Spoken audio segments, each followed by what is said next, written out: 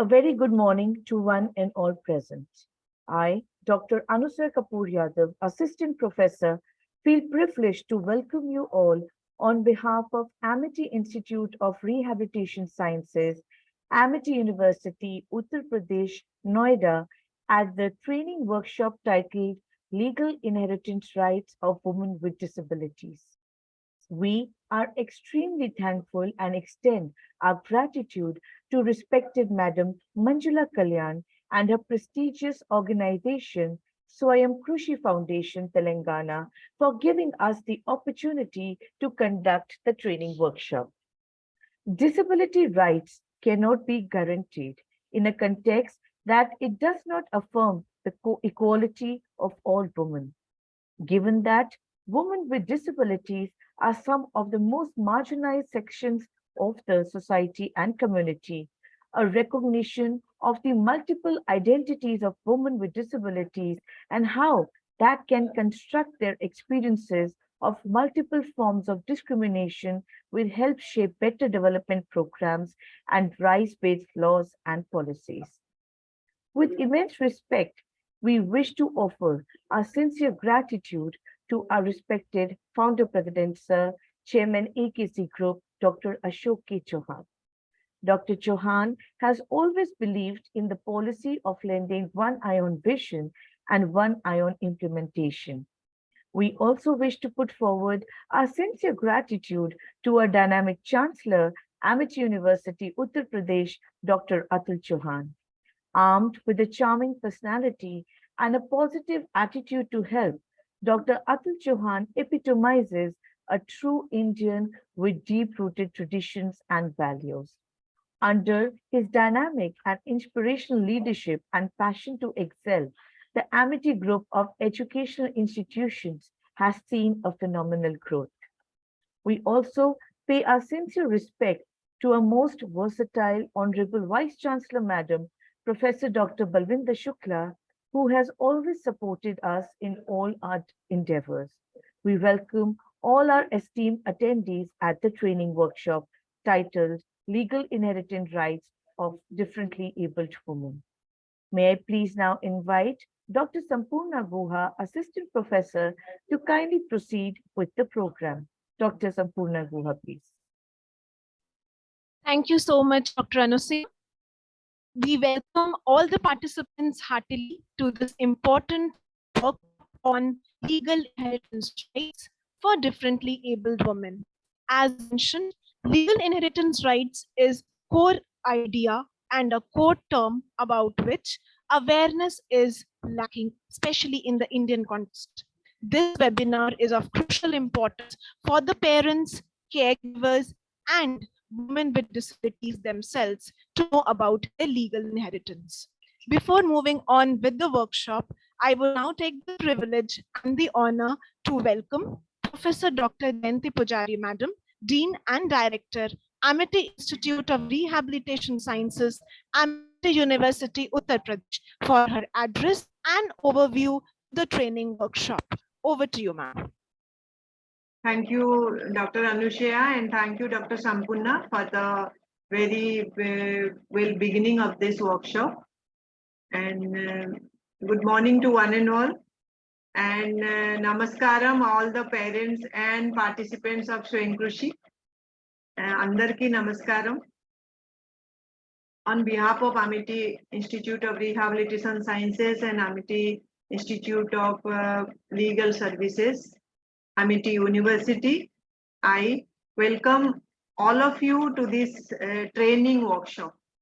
This workshop mainly aspires to raise awareness related to legal rights of intellectual and developmental disability and for the persons with women with intellectual and developmental disability. And it also highlights the key issues about guardianship, financial management, and discuss legal issues and provide guidance to all. First and foremost, I place on record my heartfelt gratitude to our Founder President Sir, our Chancellor Sir, and our Vice Chancellor Ma'am.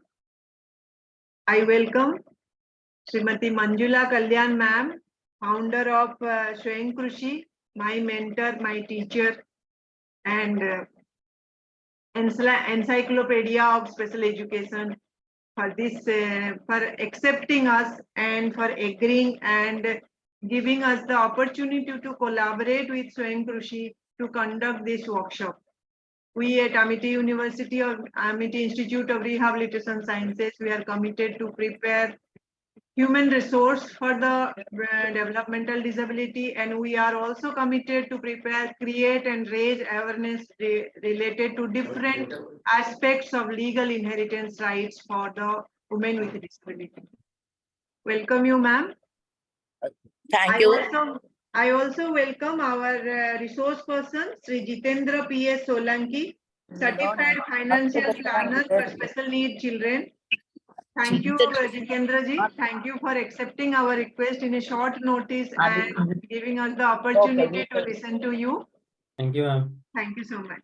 I welcome our legal trainer, Miss Nirali Jain and Miss Sana Siddiqui, who will be the key persons in orienting all the parents about the legal inheritance, details of legal inheritance rights.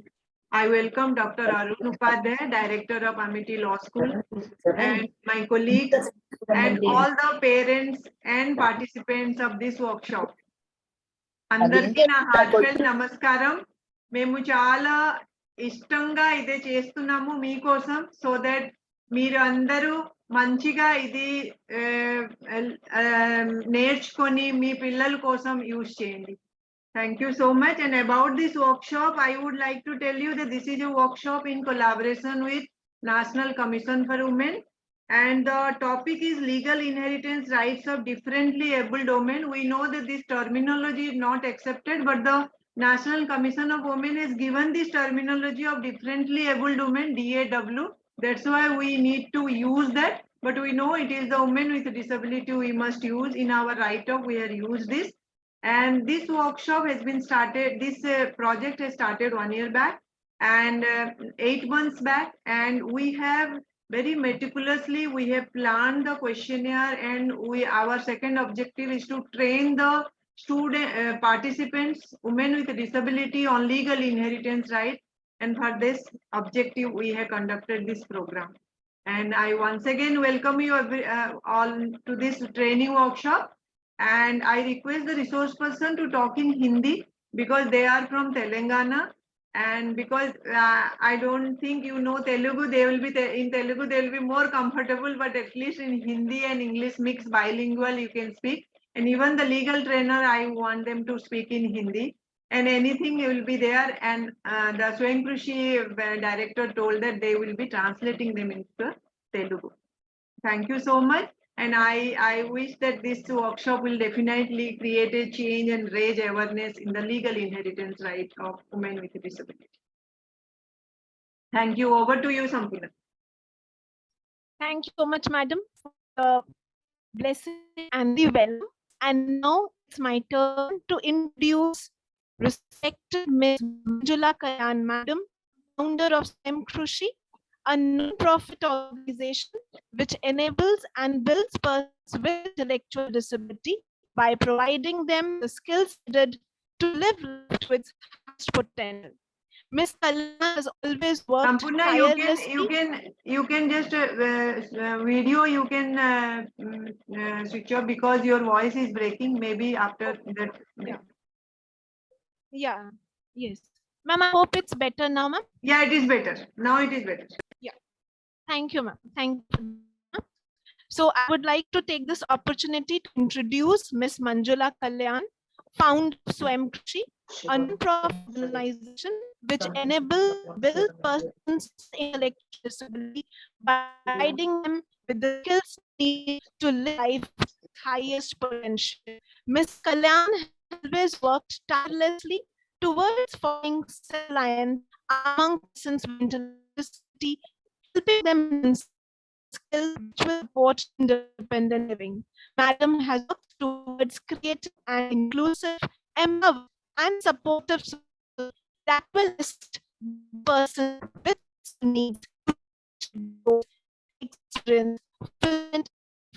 Madam's work and journey also been recognized by our President Shri APJ Kalam. Now I would take this opportunity to request Anjali ma'am to bless this particular.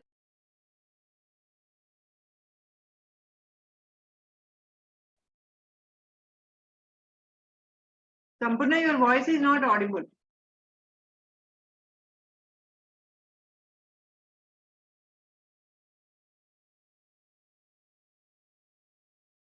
Ms. Mula Kalyan ma'am, I now take this opportunity to kindly invite you to bless the meeting. Manjula ma'am, over to you for your blessings.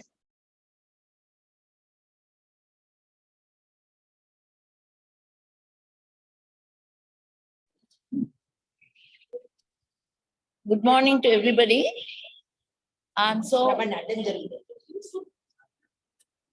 It's a wonderful opportunity to all of us. We, the staff of Swayam Krishi and the parents of our children, it's a wonderful opportunity.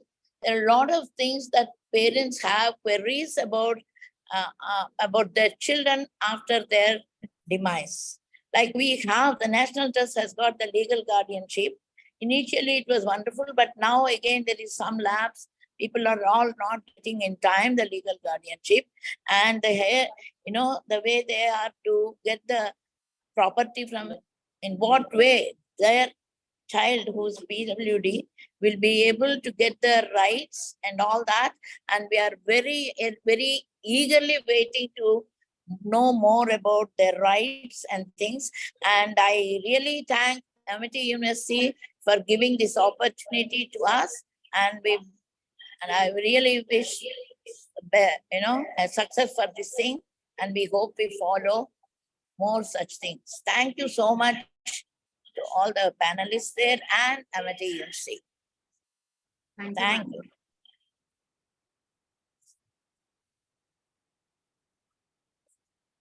you.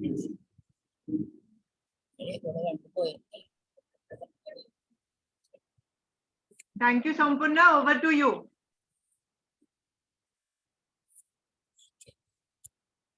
Over to you, Sampurna. Yes, ma'am. Thank you, ma'am. Thank you so much, Manjula ma'am, for blessing all of us.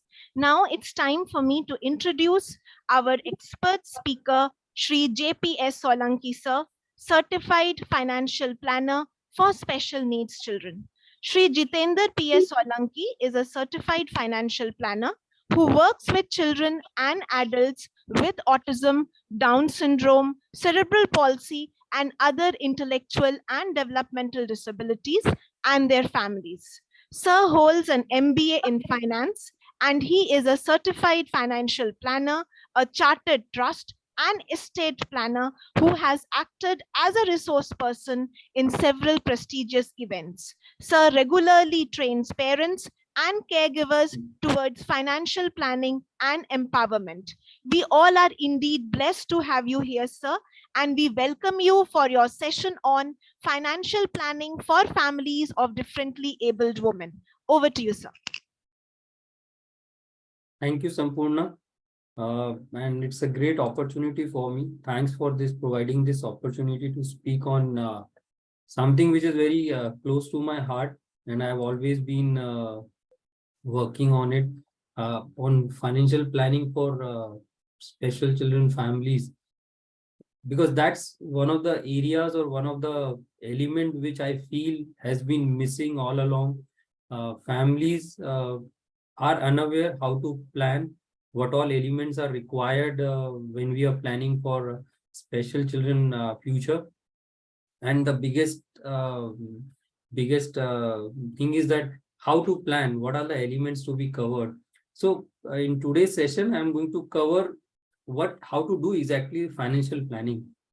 I'm not going to go deep into products and all those that are all available, but I'm going to look at why you should plan and how to go about planning for future.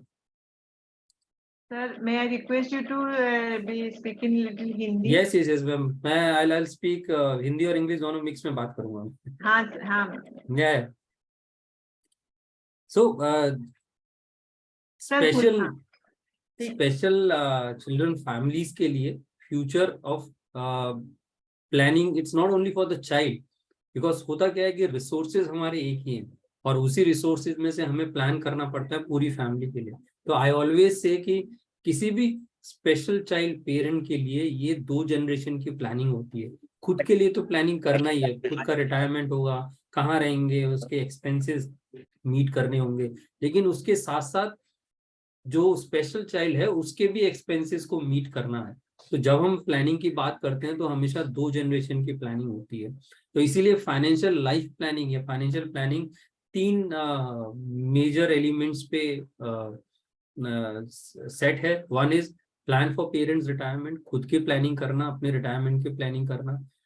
Plan for special need child future, जो special need child है या person with disabilities, उसके future के बारे में, और अगर कोई सिबलिंग है तो उसके फ्यूचर के बारे में भी प्लान करना है। फाइनेंशियल प्लानिंग होती कैसे है? अगर सिंपल प्रोसेस में जाऊं, हम लोग कैसे करते हैं फाइनेंशियल प्लानिंग, तो पहले हम गोल सेटिंग करते हैं कि फ्यूचर गोल है क्या, आखिर आपको अचीव क्या करना है। अगर वुमेन विद डिसेबिलिटी है one of the family member, तो उसका फ्यूचर का गोल कैसे होगा। जब आप गोल सेट कर रहे हैं तो उसके एक्सपेंसेस हैं, वो एक्सपेंसेस कैसे होंगे, आगे आएंगे 10 साल के बाद, 20 साल के बाद, तो वो गोल सेटिंग करनी होती है।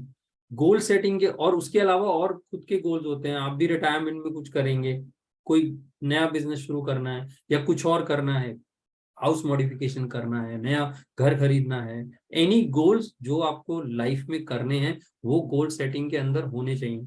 लेकिन गोल सेटिंग आखिर करते कैसे हैं, बाद में मैं कवर करूंगा कि गोल सेटिंग जब पर्सन विद डिसेबिलिटी होता है तो गोल सेटिंग करना कैसे चाहिए।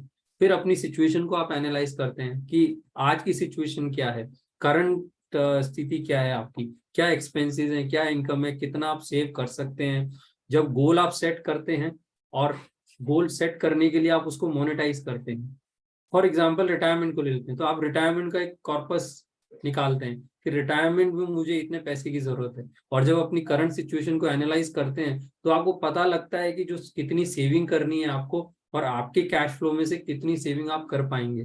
तो जब आप ये एनालिसिस करते हैं तो आपको पता लगता है कि पिटफॉल्स कहाँ है। पिटफॉल्स का मतलब है कि जो गैप है वो गैप कहाँ पर है, और आपको जब गैप पता लगेगा तब आप स्ट्रैटेजीज बनाते हैं कि इस गैप को हम पूरा कैसे कर सकते हैं। अब उसमें एलिमेंट्स हो सकते हैं, लाइफ इंश्योरेंस आ सकता है, इन्वेस्टमेंट्स आ सकता है, अपनी सेविंग्स को आप बढ़ा सकते हैं। तो जो भी आपको स्ट्रैटेजीज आप डिजाइन करते हैं, तो कोई भी स्ट्रैटेजी आप तभी डिजाइन कर सकते हैं जब आपको गोल पता हो, और एक बार स्ट्रैटेजी आपने डिजाइन कर ली तो आप उसको इम्प्लीमेंट करते हैं। लाइफ इंश्योरेंस खरीदते हैं, इन्वेस्टमेंट को आप इम्प्लीमेंट करते हैं, और जब प्लान इम्प्लीमेंट हो जाता है तो फाइनेंशियल प्लानिंग तो एक प्रोसेस है, और कोई भी प्रोसेस हमेशा पीरियोडिक रिव्यू मांगता है क्योंकि उसमें चेंजेस होते रहते हैं। पर्सन विद डिसेबिलिटी के साथ भी लाइफ में बहुत सारे चेंजेस आते हैं, वो चेंजेस को अकोमोडेट करना जरूरी है क्योंकि बहुत सारे चेंजेस फाइनेंशियली इम्पैक्ट करेंगे एज अ पेरेंट। तो जब तक उसको आप अकोमोडेट नहीं करेंगे तब तक मुश्किल होगा प्लान करना। और इसीलिए कोई भी प्लान आप बनाते हैं, मान लीजिए आज इस सेशन के बाद भी अगर आपने कोई प्लान बनाया तो आपको रिव्यू करना पीरियोडिकली बहुत इंपॉर्टेंट हो जाता है। तो ये 6 स्टेप एक प्रोसेस है जो फाइनेंशियल प्लानिंग का हमेशा फॉलो करना चाहिए। तो बेसिक से स्टार्ट करना चाहिए। मैं जनरली हमेशा कोई भी प्रेजेंटेशन करता हूं तो मैं ये 5 बिल्डिंग ब्लॉक्स की बात करता हूं। Why I am saying is building block, because आप जो भी प्लानिंग कर रहे हैं फ्यूचर के लिए, आप कोई भी इन्वेस्टमेंट कर रहे हैं, कुछ भी आप गोल सेट कर रहे हैं, ये 5 बिल्डिंग ब्लॉक्स के ऊपर आपका पूरा लाइफ डिपेंडेंट है। इस 5 बिल्डिंग ब्लॉक्स में प्रिपरेशन ऑफ बजट आ जाता है, एस्टिमेटिंग लाइफ टाइम कॉस्ट आ जाता है, सेटिंग गोल्स आ जाता है, रिटायरमेंट प्लानिंग है, और सेटिंग द सेफ्टी नेट। जैसा मैंने पहले कहा, एक बड़ा प्रॉब्लम आता है कि प्लानिंग कहाँ से स्टार्ट करें, क्या होना चाहिए प्लानिंग के अंदर। ये लाइफ स्टेजेस है फॉर अ स्पेशल नीड, किसी भी स्पेशल नीड पेरेंट के लिए। अगर आपकी गर्ल विद डिसेबिलिटी है एज अ चाइल्ड, तो बहुत जरूरी है ये समझना कि उसका लाइफ स्टेज क्या होगा। वो लाइफ स्टेज आपको जब तक समझ में नहीं आएगा तब तक आपको रिक्वायरमेंट समझ में नहीं आएंगी। और वो लाइफ स्टेज अगर आप समझ सकते हैं तो किस लाइफ स्टेज पे क्या रिक्वायरमेंट आने वाला है, अगर ये आप आइडेंटिफाई कर सकें तो प्लानिंग आपके लिए बहुत आसान हो जाती है। जनरली हमने ये 5 स्टेजेस में जो है लाइफ स्टेज को डिवाइड करा हुआ है। माइनॉरिटी, जब माइनॉरिटी होता है, माइनर होता है चाइल्ड। एडल्ट, जब एडल्ट फेज में चले जाते हैं। एडल्ट एक्सटर्नल लिविंग एनवायरनमेंट, यानी कि घर से बाहर अगर किसी रेजिडेंशियल केयर में शिफ्ट होते हैं। फर्स्ट पेरेंट की डेथ होती है, सेकंड पेरेंट की डेथ होती है, और उसके बाद जो पर्सन विद डिसेबिलिटी उसकी डेथ होती है। तो ये पूरा लाइफ स्टेज है। अब ये लाइफ स्पैन 60 साल का हो सकता है, 70 साल का हो सकता है। मेन ये है कि हर लाइफ स्टेज पे कुछ ना कुछ रिक्वायरमेंट निकल के आएंगे। For example external living environment, जब अगर किसी रेजिडेंशियल केयर में शिफ्ट होता है कोई भी पर्सन विद डिसेबिलिटी, उस टाइम पे क्या अडेप्टेबिलिटी होगी, कैसी रेजिडेंशियल फैसिलिटीज में करना है, फाइनेंशियल सपोर्ट कैसे दिया जाएगा। जनरली पेरेंट्स रिटायरमेंट के टाइम पे ऐसी प्लानिंग करते हैं कि रिटायरमेंट के बाद चाइल्ड को ऐसी जगह शिफ्ट कर दिया जाए जहाँ पे वो खुद भी रह सकें। तो पेरेंट्स का खुद का रिटायरमेंट हो जाता है। क्या चेंज ऑफ लोकेशन होगा, आप शुरू से एक सिटी में रहे हैं, वो लोकेशन चेंज हो रहा है। तो ये सब प्लानिंग करना पड़ता है, क्योंकि इन सब के पीछे जो है एक फाइनेंशियल इम्पैक्ट जुड़ा हुआ है। इसी तरीके से अगर फर्स्ट पेरेंट डेथ होता है तो विल एग्जीक्यूट होगी, वो एसेट्स ट्रांसफर होंगे, उनको कौन मैनेज करेगा, लीगल गार्डियन मैनेज करेगा, आप ट्रस्ट बनाते हैं या क्या लीगल फ्रेमवर्क बनाते हैं। तो ये एक लाइफ स्टेज है जो आप जिससे आप प्लानिंग कर सकते हैं। अब पहला बिल्डिंग ब्लॉक आता है प्रिपेयरिंग अ बजट। बजट एक सिंपल, हम लोग घर का बजट बनाते हैं हमेशा, फैमिली बजट बनाते हैं, लेकिन ज्यादातर सब special need person with disability होता है घर में, तब भी हम एक कॉमन बजट बना के चलते हैं। लेकिन एक अलग से बजट बनाना बहुत इंपॉर्टेंट हो जाता है। आगे केस स्टडी में आई विल एक्सप्लेन कि क्यों जरूरी है। तो एक हमेशा बजट सेपरेट बना के चलें। आप फैमिली बजट बनाएं और साथ में ही एक एक्सपेंसेस बजट जो है अपने पर्सन विद डिसेबिलिटी का साथ में बना के चलें।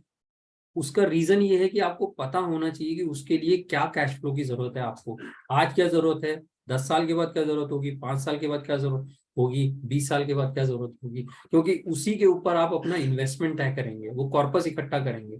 जब तक आपको ये नहीं पता होगा कि अलग से कि उसके कैश फ्लो में कितनी जरूरत है, तब तक आप जो है एक एस्टिमेशन नहीं कर सकते, आप सेविंग नहीं कर सकते।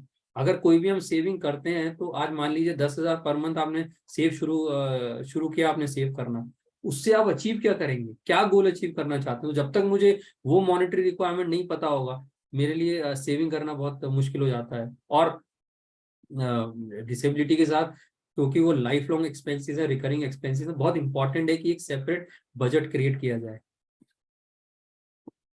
अब इसी के ऊपर डिपेंड आता है, अगर आपने एक सेपरेट बजट क्रिएट करा हुआ है तो आप लाइफ टाइम कॉस्ट को निकाल सकते हैं। तो लाइफ टाइम कॉस्ट क्यों इंपॉर्टेंट होता है, देखिए आपने जो भी एसेट एक्यूमुलेट किए हैं वो पूरा कर पाएंगे या नहीं कर पाएंगे, ये आप कैसे एस्टिमेट करेंगे। उसके एस्टिमेशन के लिए जरूरी है कि आप जो भी पर्सन विद डिसेबिलिटी है उसका एक लाइफ टाइम कॉस्ट का आप एस्टिमेशन करें। इनकम सोर्सेज क्या क्या होंगे आप वो एक निकाल सकते हैं। आपकी सैलरी इनकम है, बिजनेस रेंटल इनकम है, कोई पेंशन आने वाली है फ्यूचर में, गिफ्ट मिलने वाला है, कोई इनहेरिटेंस आएगा, तो कौन से ऐसे सोर्सेज हैं जिससे इनकम आएगा for a person with disability. इसके बाद आप एक्सपेंसेस निकाल सकते हैं। एक्सपेंस चार्ट आप अलग से जो बनाया है आप एक्सपेंसेस आइडेंटिफाई कर सकते हैं। जितने प्रोबेबल एक्सपेंसेस हैं आप इंक्लूड कर लीजिए। माइनर है तो फ्यूचर कॉस्ट अराइज हो सकती हैं, आज की वैल्यू क्या होगी एक्सपेंसेस की। और एक्सपेंसेस अगर अनक्लियर हैं तो आप कुछ टाइम तक मॉनिटर करके देखिए कि क्या एक्सपेंसेस निकल के आते हैं। अब बहुत मुश्किल होता है किसी पेरेंट के लिए अलग से आइडेंटिफाई करना कि फूड के ऊपर कितना खर्चा होगा, लेकिन ये बहुत जरूरी है कि अलग से हम एक्सपेंसेस आइडेंटिफाई करें।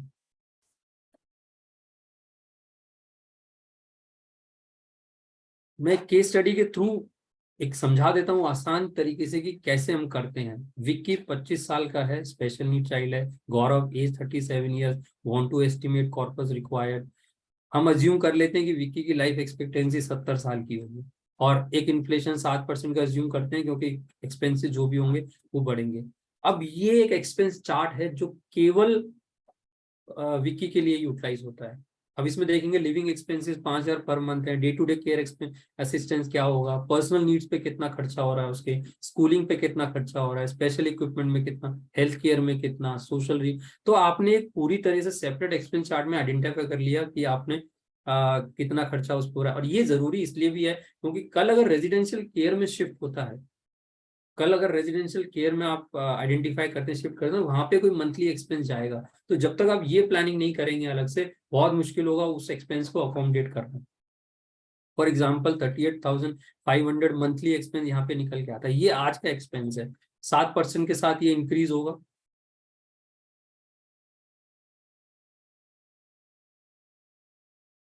आज 5 साल की एज है, लाइफ एक्सपेक्टेंसी 75 साल है, लाइफ टाइम ये 70 साल का हम प्लान कर रहे हैं, इन्फ्लेशन मैंने 7% ले लिया। तो गौरव को आज की डेट में 2.38 CR के कॉर्पस का अरेंज करना है। मतलब ये कि गौरव के पास आज इतना फंड होना चाहिए जिससे कि अगर उसे कुछ हो भी जाए तो ये मनी से जो है विक्की की life time expenses take care कर सके। ये एस्टिमेशन इसीलिए इंपॉर्टेंट हो जाता है, इसीलिए वो अलग से एक्सपेंस बजट बनाने की इसलिए जरूरत पड़ती है क्योंकि ये एस्टिमेशन आपको करना है। फाइनेंशियल प्लानिंग के अंदर जब तक आपको फाइनेंशियल रिक्वायरमेंट नहीं पता है, बहुत मुश्किल होता है कोई भी इन्वेस्टमेंट करना और ये देखना कि इस इन्वेस्टमेंट से मैं अपने गोल को अचीव कर लूंगा। तो ये कॉस्ट जो एस्टिमेशन है ये बहुत इंपॉर्टेंट है क्योंकि कोई भी आप प्लानिंग करेंगे, आपके बाद कोई भी टेक केयर करेगा या रेजिडेंशियल केयर में शिफ्ट होगा या लीगल गार्डियन कोई करेगा, तो उस फंड्स आप ही अरेंज करके जाएंगे। तो फंड्स कितना अरेंज करेंगे, कैसे अरेंज करेंगे, तो उसके लिए एस्टिमेशन बहुत इंपॉर्टेंट है।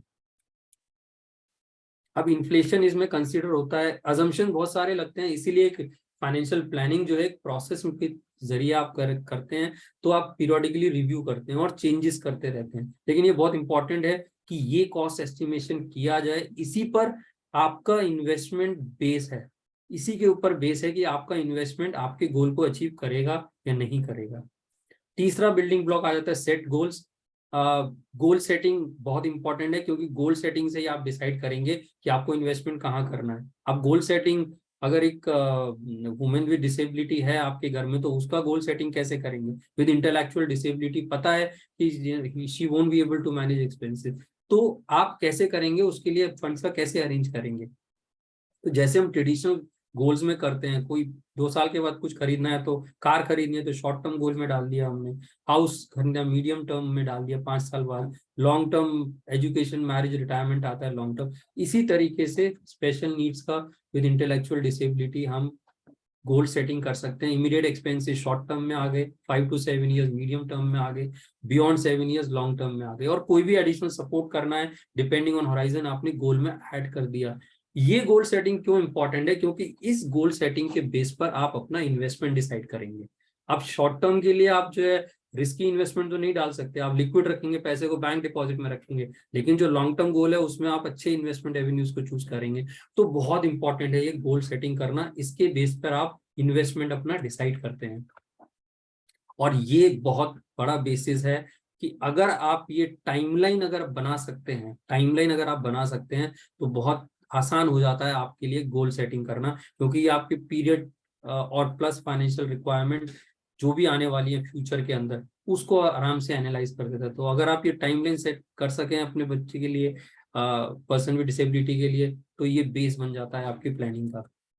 इसके बाद आता है सेफ्टी नेट। क्या सेफ्टी नेट होते हैं? लाइफ, हेल्थ और डिसेबिलिटी, 3 सेफ्टी नेट होते हैं जिसको प्रिपेयर करना बहुत जरूरी है।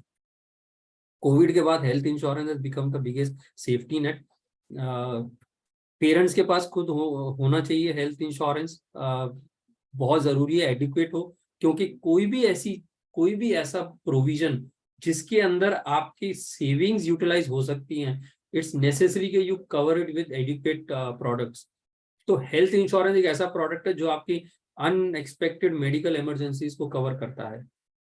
तो पेरेंट्स को खुद कवर करना चाहिए। एम्प्लॉयर इंश्योरेंस इनफ नहीं है, एम्प्लॉयर इंश्योरेंस पे डिपेंडेंसी ना हो तो अच्छा है, हमेशा एक स्टैंड अलोन लेके चलें। स्पेशल नीड्स चिल्ड्रन, चाहे वो वुमेन विद डिसेबिलिटी हो या कोई और स्पेशल नीड्स हो, अभी तक हेल्थ इंश्योरेंस में इसके लिए प्रोविजन नहीं था, लेकिन things have change now. 2000 mental health act में आया था 2017 में चेंजेस, जहाँ पे medical insurance for mental illness हुआ। इसके साथ साथ 2020 में मैंडेट आया, IRDA ने लिस्ट ऑफ ट्रीटमेंट को मैंडेटरीली कवर करने के लिए कहा इंश्योरेंस कंपनीज को। तो intellectual disabilities now is being covered under health insurance. और अगर अभी आप देखेंगे तो धीरे धीरे इंश्योरेंस कंपनीज प्रोडक्ट्स निकाल रही हैं, and they are coming out with a specific product for person with disabilities, जिसमें कि ऑटिज्म, सेरिब्रल पैल्सी और दूसरे डिसेबिलिटीज को कवर कर रहे हैं। तो why? Because it has been made mandatory now. तो health insurance is now available for person with disability. अब उसके अंदर हो सकता है प्रीमियम बहुत कुछ मैटर करेगा, किस कंपनी का कितना प्रीमियम होता है वो देखना होगा, बट एक ये हेल्थ इंश्योरेंस एक ऐसा स्पेस है जिसको धीरे धीरे गैप को कवर होना शुरू हो गया है। Companies are coming out with health insurance product, so now products are available under health insurance. जो गवर्नमेंट स्कीम है Niramaya health insurance is already there, but वो 1 लाख तक ही कवर करती है। हम यहाँ बात कर रहे हैं कि मेडिकल एक्सपेंसेस हाई हो तो वो कैसे कवर होंगे, उसके लिए आपको stand alone health insurance product लेना पड़ेगा। तो उसके अंदर ये मैंडेट ने बहुत अच्छा किया है कि अब धीरे धीरे companies are coming out with product, and there are already now existing products. I guess National Health Insurance has come out with a product. New India Assurance has come out with a product specific for person with disabilities. Second आता है life insurance. Life insurance एक बहुत important element है आपके उस gap को bridge करने के लिए जो आपके एक्यूमुलेशन पे डिपेंड है। अगर आपके इनफ एसेट्स नहीं है तो आपके पास क्या प्रोविजन है कि आप कवर कर सकें कि मेरे बाद जो है पर्सन विद डिसेबिलिटी के लिए इनफ फंड्स अवेलेबल होंगे, वो होता है लाइफ इंश्योरेंस से। यहाँ पे मैं प्योर रिस्क कवर की बात कर रहा हूँ, I am not working on talking about जो सेविंग्स प्रोडक्ट अवेलेबल होते हैं उनसे रिक्वायरमेंट मीट नहीं होता है। Pure life insurance product, for example Gaurav की केस स्टडी लेते हैं, गौरव को 2.38 करोड़ की जरूरत है, अब उसके पास 1 करोड़ ही एक्यूमुलेटेड है। वो एक्यूमुलेट करेगा फ्यूचर में, लेकिन 15 साल अगर उसको लगते हैं तो 15 साल में अगर कुछ हो गया तो ये 1.38 का गैप कहाँ से कवर होगा? वो कवर होगा लाइफ इंश्योरेंस से, which is specifically the term insurance. तो आप जब भी लाइफ इंश्योरेंस लें हमेशा उसको एनालाइज करके लें कि आपको क्या रिक्वायरमेंट की जरूरत है, उसमें सारे गोल्स कवर करें, और जो आपका पर्सन विद डिसेबिलिटी है आपके घर में, वुमेन विद डिसेबिलिटी, उसके एक्सपेंसेस को उसके अंदर ऐड करें and then take a life insurance cover. Both parents के पास होना चाहिए, वो लिमिटेशंस हो सकती हैं कंपनीज के द्वारा, बट लाइफ इंश्योरेंस के लिए अवेलेबल ओनली टर्म इंश्योरेंस। कोई भी सेविंग प्रोडक्ट अगर आप देखते हैं कि चाइल्ड के लिए बना है, इससे मीट हो जाएगा, मेरा मानना है कि प्रोडक्ट कॉस्टली होते हैं, आपकी पूरी तरह से रिक्वायरमेंट को मीट नहीं करेगा। इसके लिए आपको पहले एनालाइज करना होगा कि आपको कितनी जरूरत है। इसीलिए जो बिल्डिंग ब्लॉक्स बने आ रहे हैं, सारे बिल्डिंग ब्लॉक्स एक के बाद एक कवर करना जरूरी है। आपको पहले बजटिंग करनी पड़ेगी, अलग से एक्सपेंस बनाना पड़ेगा, फिर लाइफ टाइम कॉस्ट एस्टिमेशन निकालना पड़ेगा। वो आपको बताएगा कि आपको चाइल्ड के लिए या पर्सन विद डिसेबिलिटी के लिए कितनी लाइफ इंश्योरेंस की जरूरत पड़ेगी, क्योंकि वो गैप है, और वही आप लाइफ इंश्योरेंस कवर में आप ऐड करेंगे। स्पेसिफिक पॉलिसीज लाइफ इंश्योरेंस के लिए में for anyone women with disabilities also is not available. कोई ऐसा प्रोडक्ट नहीं, पहले होते थे LIC के, but they have been closed long back.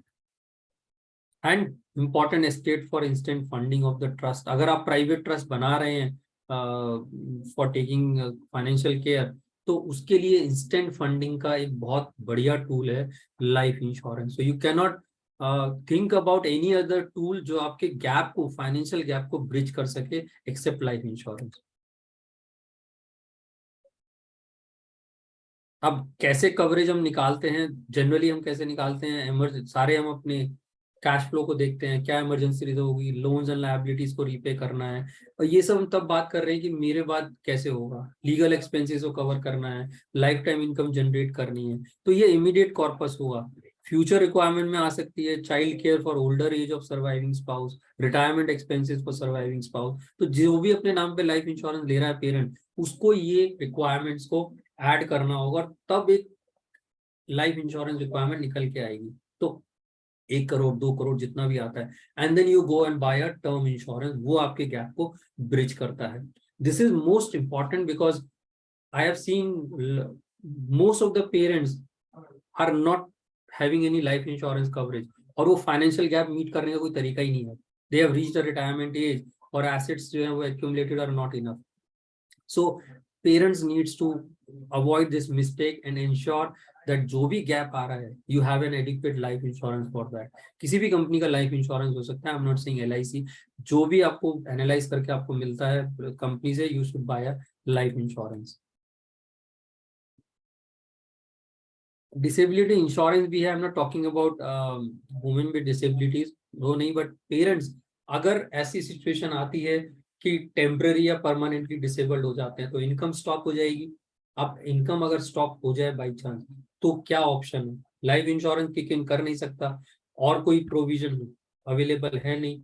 Then अगर आपके पास एसेट्स नहीं है, so how do you cover it? Disability insurance के थ्रू आप कवर कर सकते हैं, which gives a monthly payout for few years. अगर ऐसी सिचुएशन आती है, इंडिया के अंदर एक्सीडेंटल इंश्योरेंस में डिसेबिलिटी इंश्योरेंस मिलता है. I am again saying this is not a disability we are talking about, this is disability अगर एक्सीडेंट होता है और अगर मेरा एक्सीडेंट होता है और मैं परमानेंटली टेम्पररी डिसेबल्ड हो जाऊं. इसलिए मैंने शुरू में कहा था life, health and disability 3 building blocks, safety net जो हर पेरेंट को कवर करने ही चाहिए. इसके बिना आप ये मान के चलिए कि कुछ भी होगा इनमें से, आपका जो सेविंग्स है वो वाइप आउट हो सकता है. सेविंग्स वाइप आउट हो गया तो जो पर्सन विद डिसेबिलिटी आपके घर में, उसके आप एक्सपेंसेस को कैसे कवर करेंगे? एक चेकलिस्ट बना के चलिए, क्या कवर होता है, क्या नहीं होता, कितने टाइम तक बेनिफिट मिलेगा, डिसेबिलिटी कहाँ कहाँ कवर होती है, टेम्पररी पार्शियल डिसेबिलिटी कवर करता है, क्या प्रीमियम है, स्पाउस सिबलिंग दोनों कवर हो सकते हैं क्या, और क्या एडिशनल फीचर है. ये इंडिया के अंदर एक्सीडेंटल इंश्योरेंस पॉलिसीज में ये मिलता है. बाकी डिपेंडिंग ऑन योर बजट आप दूसरे इंश्योरेंसेस को सोच सकते हैं. कहने का मतलब ये कि कोई भी ऐसा एलिमेंट जहां पे कि आपको लगता है आपकी जेब से पैसा जाएगा और वो खर्चा करेगा, वो अगर उसके लिए इंश्योरेंस अवेलेबल है तो इंश्योरेंस के थ्रू कवर होना चाहिए. That will save a lot of money for you. Investment planning, अब थोड़ा इन्वेस्टमेंट प्लानिंग की बात करते हैं. हम इन्वेस्टमेंट कैसे करते हैं जनरली? हम एडहॉक इन्वेस्टमेंट नहीं करना चाहिए.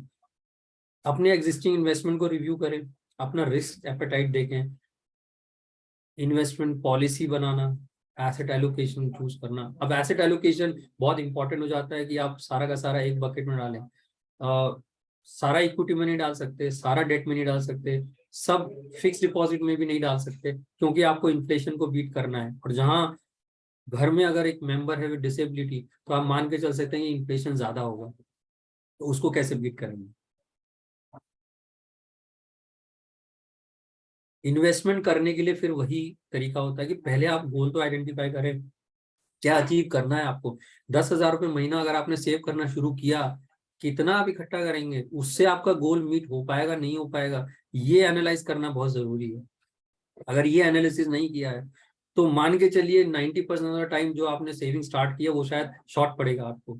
तो गोल सेट करें पहले, ट्रेडिशनल गोल्स की तरह ही अपना पर्सन विद डिसेबिलिटी के गोल सेट करें और उसका मोनेटाइज करके then you start saving for her.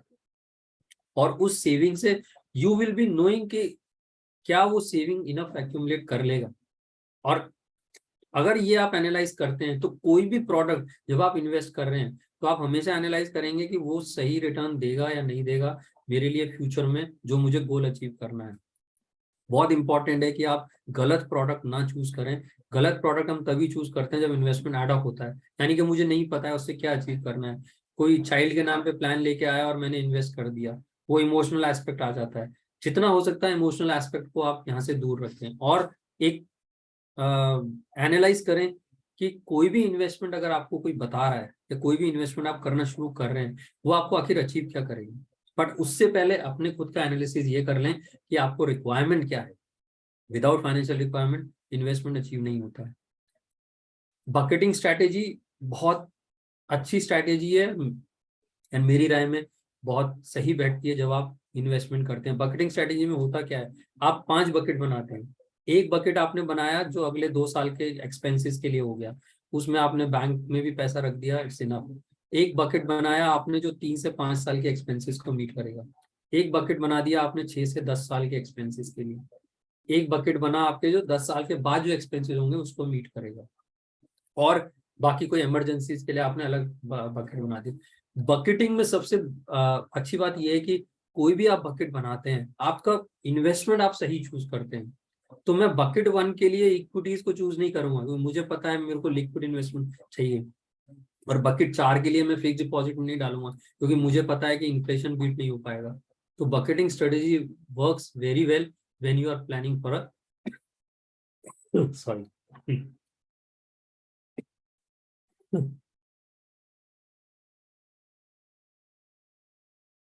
for a person with disability. तो whenever you are planning, see it's simple, आपने मोनेटाइज कर लिया रिक्वायरमेंट्स। जब भी आप इन्वेस्टमेंट प्लान कर रहे हैं, डायरेक्ट प्रोडक्ट पे नहीं जाना चाहिए। क्या प्रोडक्ट अवेलेबल है, कोई स्पेसिफिक प्रोडक्ट है कि नहीं। स्पेसिफिक प्रोडक्ट है तो ठीक है, लेकिन वो एक लिमिट तक ही रिक्वायरमेंट को मीट करेगा। बट जब आप प्लानिंग कर रहे हैं फ्यूचर के एक्यूमुलेट करने के लिए, तो बहुत इंपॉर्टेंट है कि आपके खुद का एनालिसिस पूरा हो, तभी आप सही क्वेश्चन पूछ सकेंगे जो भी एडवाइजर से आप मिल रहे हैं, और क्या वो इन्वेस्टमेंट आपको बता रहा है।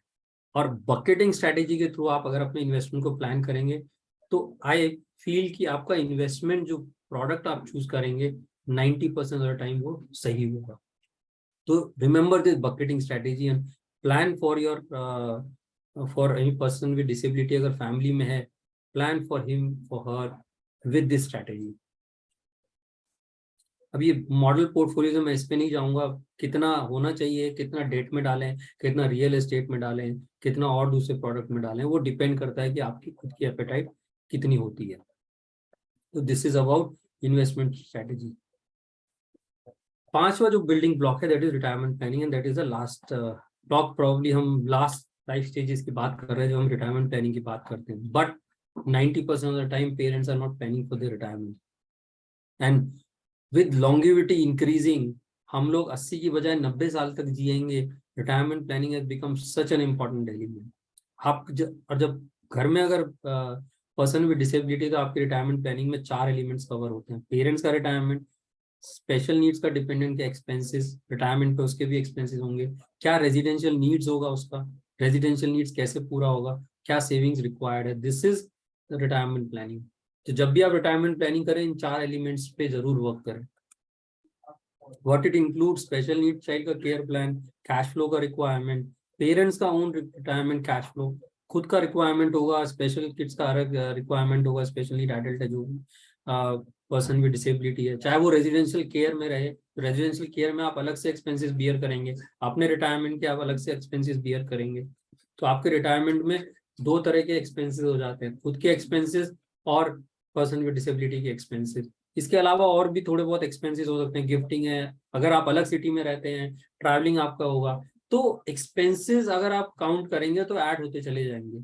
और अगर आपने ये प्री प्लान नहीं किया है, तो सडनली इसको एडजस्ट करना बहुत मुश्किल हो जाएगा। इसलिए give a very good thought on planning for your retirement. Health emergency सबसे बड़ा है एक्सपेंसेस है जो हम जानते हैं कि ऐड होता है, और जितनी लॉन्गिविटी इंक्रीज होगी उतने हेल्थ एक्सपेंसेस इंक्रीज होंगे।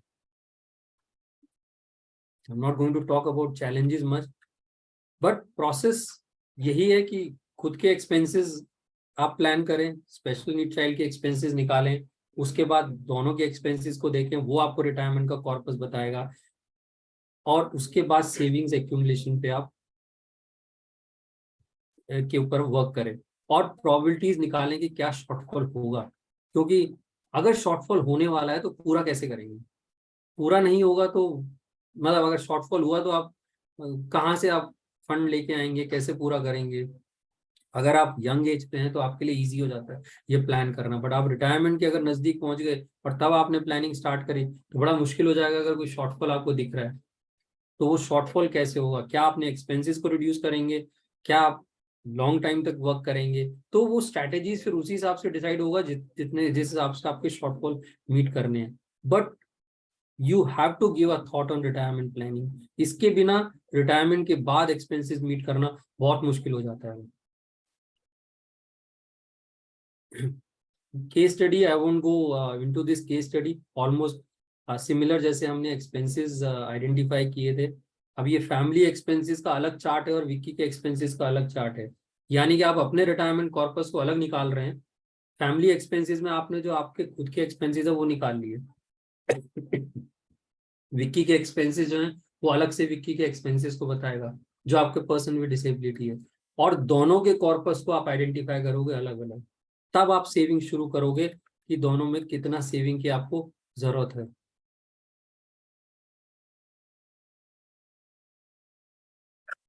प्लानिंग योर रिटायरमेंट, कॉर्पस को आप आइडेंटिफाई करें, पहले आइडेंटिफाई कर लें कॉर्पस में स्पेशल नीड कभी एक्सपेंसेस इंक्लूड होने चाहिए, प्रोबेबिलिटीज ऑफ एनी शॉर्टफॉल उसको आइडेंटिफाई करें, एडजस्ट टुडेज कैश फ्लो, अगर आपको लग रहा है कि ज्यादा सेविंग करने की जरूरत पड़ेगी, आज कैश फ्लो एडजस्ट करना पड़ेगा, you might have to prepare yourself for more working years, maximize employer retirement benefit, अगर आप जॉब में हैं तो और एम्प्लॉयर बेनिफिट है तो आप जितना मैक्सिमाइज कर सकते हैं उसको कीजिए, क्योंकि दे आर ईपीएफ है या और रिटायरमेंट बेनिफिट है, they are a very good tool to add to your retirement corpus.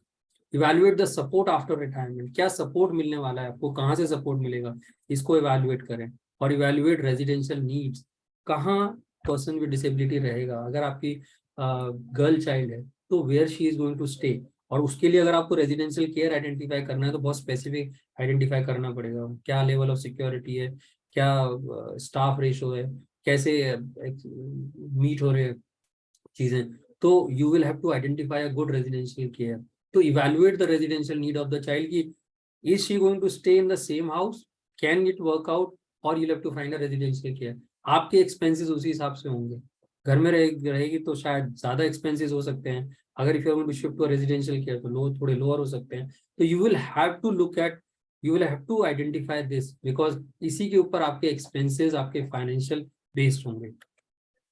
Evaluate probabilities of relocation, हो सकता है आपको रीलोकेट करना पड़े, आप मेट्रो सिटी में हैं, एक्सपेंसेस बहुत ज्यादा हैं, छोटी सिटी में आप जाते हैं एक्सपेंसेस कम हो जाते हैं, तो हो सकता है आपको रीलोकेट करना पड़े। रीलोकेशन में फिर कैसे वर्कआउट होगा, अडेप्टेबिलिटी, अदर थिंग्स, ये सब आपको देखना होगा। Retirement mistakes to avoid, not relying on employer benefits, maximizing contributions, over investing in one asset class, सब कुछ रियल एस्टेट से मत करें, सब कुछ लाइफ इंश्योरेंस से मत प्लान करें, enough assets invested in growth asset, equity में इन्वेस्टमेंट को जरूर रखें क्योंकि that is the only asset class जो इन्फ्लेशन को बीट कर सकता है। Constant changes with in the plan, review हमेशा करें अपने प्लान को, हर 2 साल के बाद 3 साल के बाद एक रिव्यू करें। हैवी बोरोइंग, ज्यादा बोरोइंग पे भी मत जाइए क्योंकि वो आपके कैश फ्लो को रिड्यूस कर देगा। Caching retirement corpus early in life, अब जब आप ईपीएफ होता है या और दूसरी चीजें उसको आप अर्ली निकाल सकते हैं, तो उसको आप ना निकाले तो अच्छा है, because that is going to add to your retirement corpus. So जितना कोशिश करें अपने इस रिटायरमेंट मिस्टेक्स को अवॉइड करें। अब लास्ट बट एक विजन हमेशा प्रिपेयर करके रखें कि आप as a parent you know about your child very much, girl with disability है, आप उसके बारे में सब कुछ जानते हैं, क्या वर्क होना चाहिए, क्या नहीं होना चाहिए, कैसा होना चाहिए, बट कोई भी फ्यूचर पर्सन जो उसको टेक केयर करेगा उसको कैसे पता लगेगा कि क्या है, क्या वर्कआउट हुआ है, क्या नहीं है, आपकी क्या विश थी, आप कैसे चाहते हैं।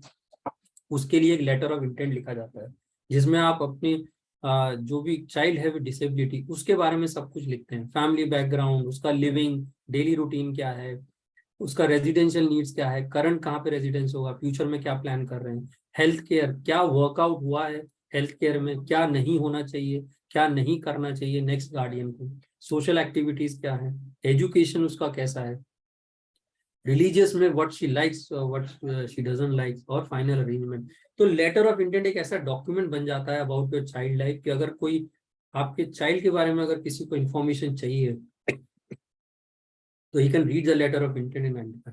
Or this is the first document any parent after this session, if they want to start planning, write a letter of intent. And I am 100% sure कि spouses भी, एक spouse को अपने बच्चे के बारे में ज्यादा पता होगा, who is taking 24/7 care, और जो working में है spouse उसको शायद उतना नहीं पता होगा। ये गैप तो पेरेंट्स के अंदर भी मिलता है। तो we are talking about third person who is going to take care of your child after your life time. So this letter become very important, letter of intent, and globally families do write this document, and India mein also parents have started writing letter of intent, and it's a very good resource future guardian, future trustees, future organisations जहां residential care में रहेगा उनके लिए, सबके लिए letter of intent becomes a very good document. I won't go on much on this. Special need planning approach. Address issues, identify resources. आपके resources क्या हैं? Estimate cost बहुत important है. Choose professionals, choose the right professionals. Then only things will work out. But create a plan today. Without plan creation, things won't work out.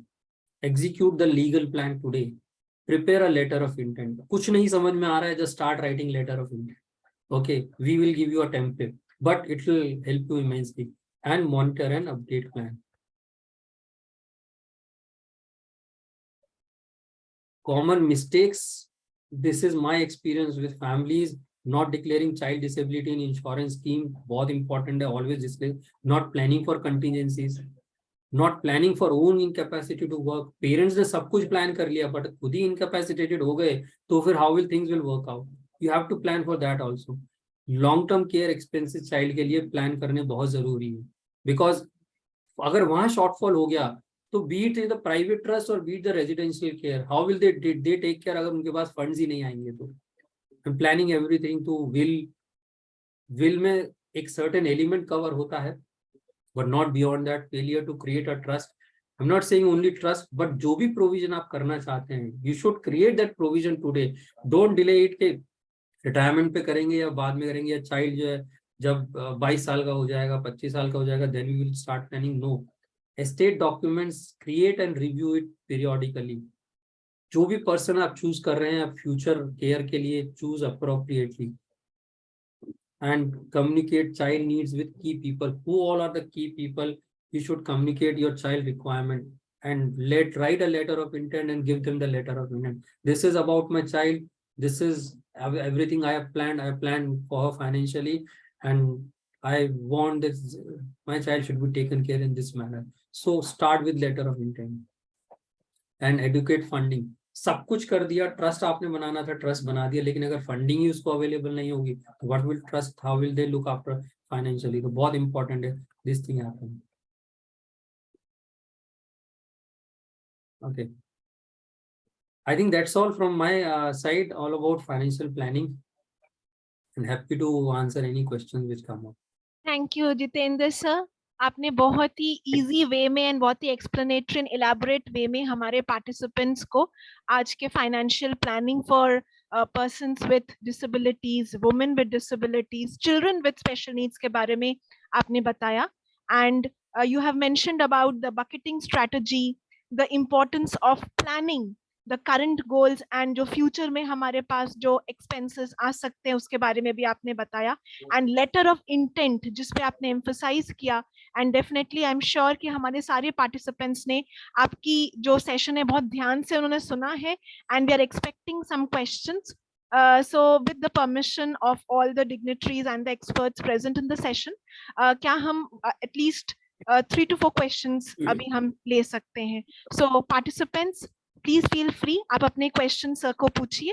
If any translation is required, we have the support for that also. So please go ahead with your doubts and questions. Thank you Jitendra ji, बहुत अच्छे से बताए Thank you, आप. ma'am. It will really helpful for the parents because they are looking forward for this only. Yes, ma'am. Manjula ma'am, over to your parent, ma'am.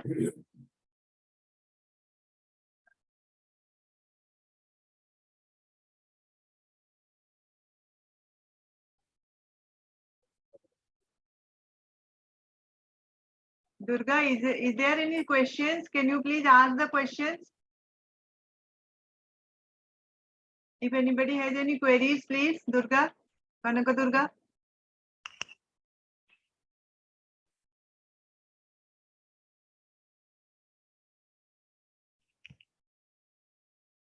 Puneet जी, वो लोग unmute कर पाएंगे ना?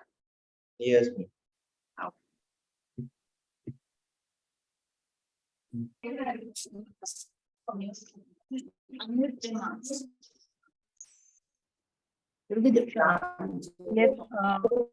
Miss Lakshmi. Miss Lakshmi Narayana. Yes, Hello? please. Yes, please. Adi Akshi Seba. It's Priyanka. The phone that you check. Hello. Yes, please go ahead. Hello, this is Durga.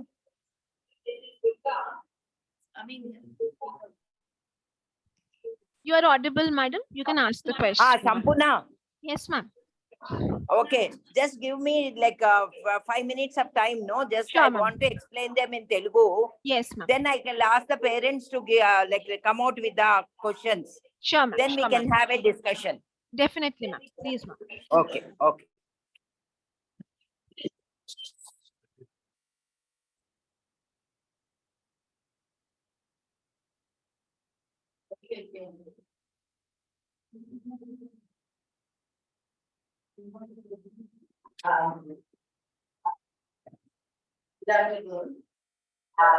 మీరు ఇంతవరకు ఏంటి అంటే మీకు ఎంతవరకు audible అయిందో తెలియదు కానీ just I want to explain కొంచెం తెలుగులో చెప్తాను. ఇది వాళ్ళు ఏం చెప్తున్నారంటే మనకు వచ్చే ఇన్కమ్ హౌ ఇంటెలిజెంట్ గా మనం సేవ్ చేసుకోవచ్చు అనేది. మనం చిన్నప్పుడే మనం చేసినప్పుడు ఒక గోల్ సెట్టింగ్ అనేది వెరీ ఇంపార్టెంట్. ఎప్పుడు గోల్ చేసుకున్నా కూడా మనం ప్లాన్ చేసుకోవాలి. Goal planning is very important. అది గోల్ ప్లాన్ చేసుకున్న తర్వాత మన దగ్గర ఏవేవి రిసోర్సెస్ అవైలబుల్ ఉన్నాయి అంటే ఒక గోల్ అన్నప్పుడు దానికి ఏమేమి మన దగ్గర దొరుకుతున్నాయి. Maybe human resources or non human resources దానికి కావాల్సిన. సపోజ్ ఒక గోల్ ఉంటుంది, మనం ఒక కాలేజ్ కి రావాలని గోలే అనుకుంటే ఆ గోల్ కావాల్సిన రిసోర్సెస్ నాన్ రిసోర్సెస్ చూసుకోవాలి. ఏం కావాలి? హ్యూమన్ రిసోర్సెస్ ఏముండాలి? మనకు ఉండాలి, మనకి చేయాలి అని. Non human resources bus facility ఉండాలి, మన దగ్గర మనీ ఉండాలి, మన దగ్గర టైం ఉండాలి. సో అలాంటి రిసోర్సెస్ అన్ని గోల్ కోసం మనం సెట్ చేసుకుంటాము. తర్వాత వాటిని మనం ఎంత ఇంప్లిమెంట్ చేస్తాము, తర్వాత ఈ గోల్ తీసుకున్న గోల్ కరెక్టా కాదా అనేది కూడా మనము ఇవాల్యుయేట్ చేయాలి అని ఆయన చెప్పారు. తర్వాత ఇంకొకటి ఏమంటున్నారంటే లైఫ్ లో మనకి ఎన్నో స్టేజెస్ ఉంటాయి. మన స్టేజెస్ చిన్నప్పుడు, మిడిల్ చైల్డ్హుడ్ కానీ అన్ని. బట్ ఎవ్రీ స్టేజ్ లో మనకి ఏదో ఒక నెసెసిటీ తప్పకుండా వస్తుంది. మనకి ఒక స్టేజ్ లో ఏమవుతుందంటే పిల్లల చదువుకుని వస్తాయి. ఇంకొక స్టేజ్ లో ఏమవుతుంది, సపోజ్ మన దగ్గర మన డిజబిలిటీ మన చిల్డ్రన్ ఒకవేళ ఉంటే వాళ్ళకి మనము ఎలాంటి రెసిడెన్షియల్ లో పెట్టాలా, స్కూల్ లో పెట్టాలి, ఫీజ్ ఏంటి, రెసిడెన్షియల్ లో పెడితే దానికి కావాల్సినవన్నీ They're translating right now.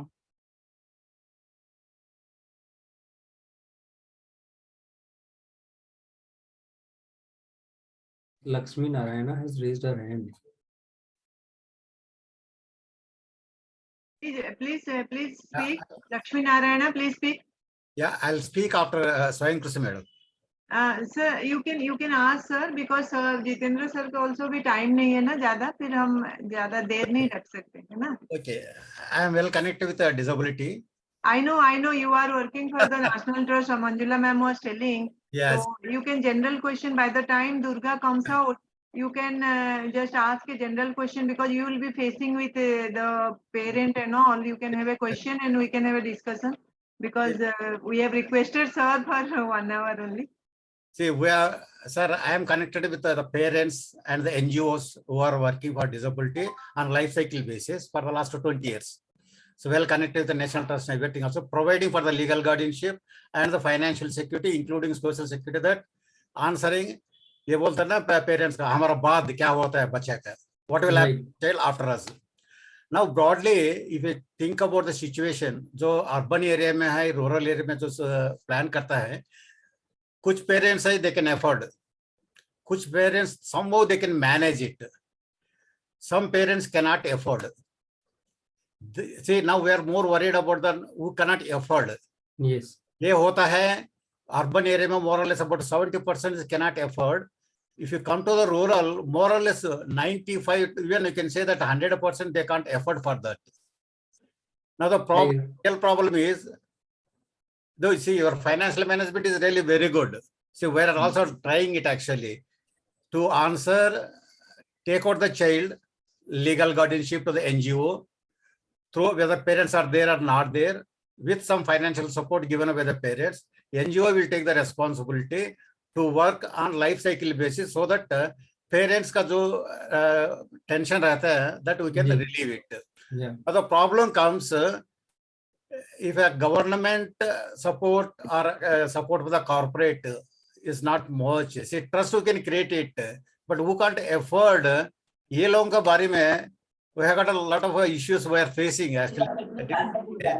Now the Jayanti, Jayanti, they all hello, Yes, ma'am. Jayanti. Yes, ma'am. You know, she is explaining everything in Telugu. So Huh. we need to, and once they understand, they will question. In between, I think somebody is asking questions and you are talking. Huh. So ask the person who has asked, because the parents are, some of them did not understand. So she's translating everything in Telugu. Okay. So we need 5 minutes time, I know. So in between somebody is talking, we are mixing all that. Oh. Yeah, Lakshmi Narayan just tell Garu Ma- is talking, That madam. now, and I know that gentleman is asking, but please give us time.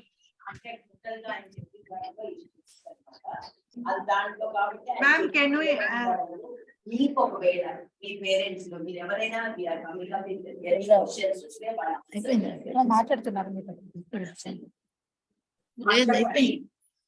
Now, so because question అడుగుతున్నారు connect చేసి సంపూర్ణానికి phone చేసి చెప్తాను.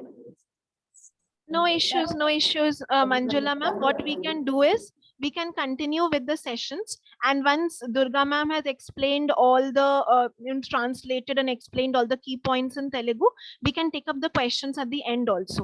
And as Madam Jayanti ma'am mentioned, Jitendra Solanki sir is already is having other commitments also. So if certain questions remain unanswered, we will surely take it up and pass it on to him through email also and through call, and then he can further provide the answers, and then we can definitely support your parents. Will that be okay, Manjula ma'am? I think Sampurna, that will be okay. We will, at that time, we will we are once ready again to ask some connect to questions. Jitendra. Sampurna? Yes ma'am. Hello, Sampurna, can you hear me? Yes, ma'am. Yes, ma'am, you are audible to us. Please go ahead, ma'am. Yeah. Can you hear me now? Yes, yes, ma'am, we can Yeah. hear you. See, you, some very important questions, some of them want to ask 1 or 2 questions. Meanwhile, we will collect their questions, and as you said, we will send it, and you can send us by mail. So because of the time. However, Okay. some questions you can answer right now.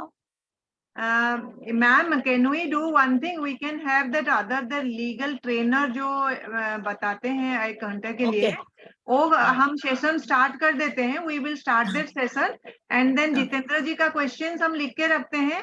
And Okay. if you Durga can send it to me, I will send it to him, and he will, at the end of the session, he will reply for that. Okay, okay, thank you. Yeah. Thank you. Ask Durga to WhatsApp to me or Sampurna. We can WhatsApp to We will do, Jitendra ji. we'll do that. We will do Okay. that. And now Okay. we are starting the second session, ma'am. Okay, okay. Okay. Starting 1 minute. Thank you so much ma'am. Thank you so much, Jitendra sir. Also to all our participants, and आपने बहुत detail में सबको elaborate करके points बताए. And dear participants, it's now time to move on to the other sessions of today's program. The session, which is an important session, orientation on legal inheritance right. Session will be taken up by Ms. Nirali Jain and Ms. Sana Siddiqui, who are experts in legal law, especially in the family law area, from Amity Institute of Advanced Legal Studies. So now I invite Ms. Sana and Ms. Nirali for their session, and they will be in detail explaining about the legal inheritance components. Over to you, Ms. Sana and Nirali. Thank you so much ma'am. आप सभी को नमस्कार. मैं Amity university से हूँ और मुझे आज आपको बताना है कि आपके जो प्रॉपर्टी राइट्स हैं उनमें आपको कितने राइट्स मिले हुए हैं और जो आपको पहले मिले हुए थे उसमें से क्या क्या चेंजेस हुए हैं. तो हम बात करते हैं प्रॉपर्टी राइट. प्रॉपर्टी राइट का मतलब ये है कि आपको जो आपकी पुरानी जो भी संपत्ति या जो पुरानी प्रॉपर्टीज है उसमें जो राइट्स आपको पहले नहीं थे वो प्रोवाइड किए गए हैं 2005 के बाद, जिसमें कि जितनी भी हिंदू महिलाएं हैं उनको प्रॉपर्टीज में एक राइट मिला है जिसमें कि आपको जो भी आपकी पूर्वजों की प्रॉपर्टीज हैं, आप उसमें अपने लिए अपना राइट क्लेम कर सकते हो, जिसमें कि आपको जो भी हक दिया है गवर्नमेंट ने, वहां से आप अपने दादा परदादा की कोई भी प्रॉपर्टी या आपकी फैमिलीज में जो कि सिर्फ आपके भाइयों को मिलती थी या आपके मतलब लड़कों को जो प्रॉपर्टीज मिलती थी, अब उस प्रॉपर्टीज पे लड़कियों का भी सेम अधिकार है। तो अगर आपको इस बात से बिल्कुल भी डरने की जरूरत नहीं है या इस सोचने की जरूरत नहीं है कि आपकी जो प्रॉपर्टीज थी उसमें पहले जो भी चीजें लड़कों को मिलती थी उस प्रॉपर्टीज में अब आपको भी सेम चीजें मिल सकती हैं, अगर आप इस चीज के लिए लड़ाई करें या इस चीज के लिए आप अपने राइट्स को समझने लगे, तो आप जाके इसको क्लेम कर सकते हैं कोर्ट में कि आपकी जो भी पुरानी प्रॉपर्टीज रही हैं या 2005 से पहले के भी जो आपकी प्रॉपर्टीज थी, अगर आप चाहते हैं कि उन प्रॉपर्टीज में आपको आपका हक मिले, तो आप इस चीज के लिए कोर्ट को अप्रोच कर सकते हैं कि हमें हमारी वो जो जमीन नहीं मिली थी आप हमें वो दिलवाएं। आप ये मत सोचिए कि आपको दहेज मिल चुका है तो इसलिए आपकी जो फैमिली थी उसकी रिस्पॉन्सिबिलिटी आपके तरफ पूरी हो गई। ऐसा नहीं है। दहेज देने के बाद भी जो प्रॉपर्टी आपके हक में आती है या जो प्रॉपर्टी आपके भाई को मिलती है उतनी ही प्रॉपर्टी आपको आपकी फैमिली देगी। शादी और दहेज देने के बाद भी उस प्रॉपर्टी पे आपका पूरा हक है और हर एक लड़की का हक है जो भी जन्म लेती है। आपका ये जन्म अधिकार है कि अगर आप किसी भी फैमिली में पैदा हुए हैं, अगर आप एक लड़की हैं तो आपकी फैमिलीज में आपको कोई भी डिस्क्रिमिनेट नहीं करेगा, आपको इक्वल राइट्स मिलेंगे, आपको इक्वल प्रॉपर्टी राइट्स दिए गए हैं हिंदू सक्सेशन एक्ट 2005 के बाद।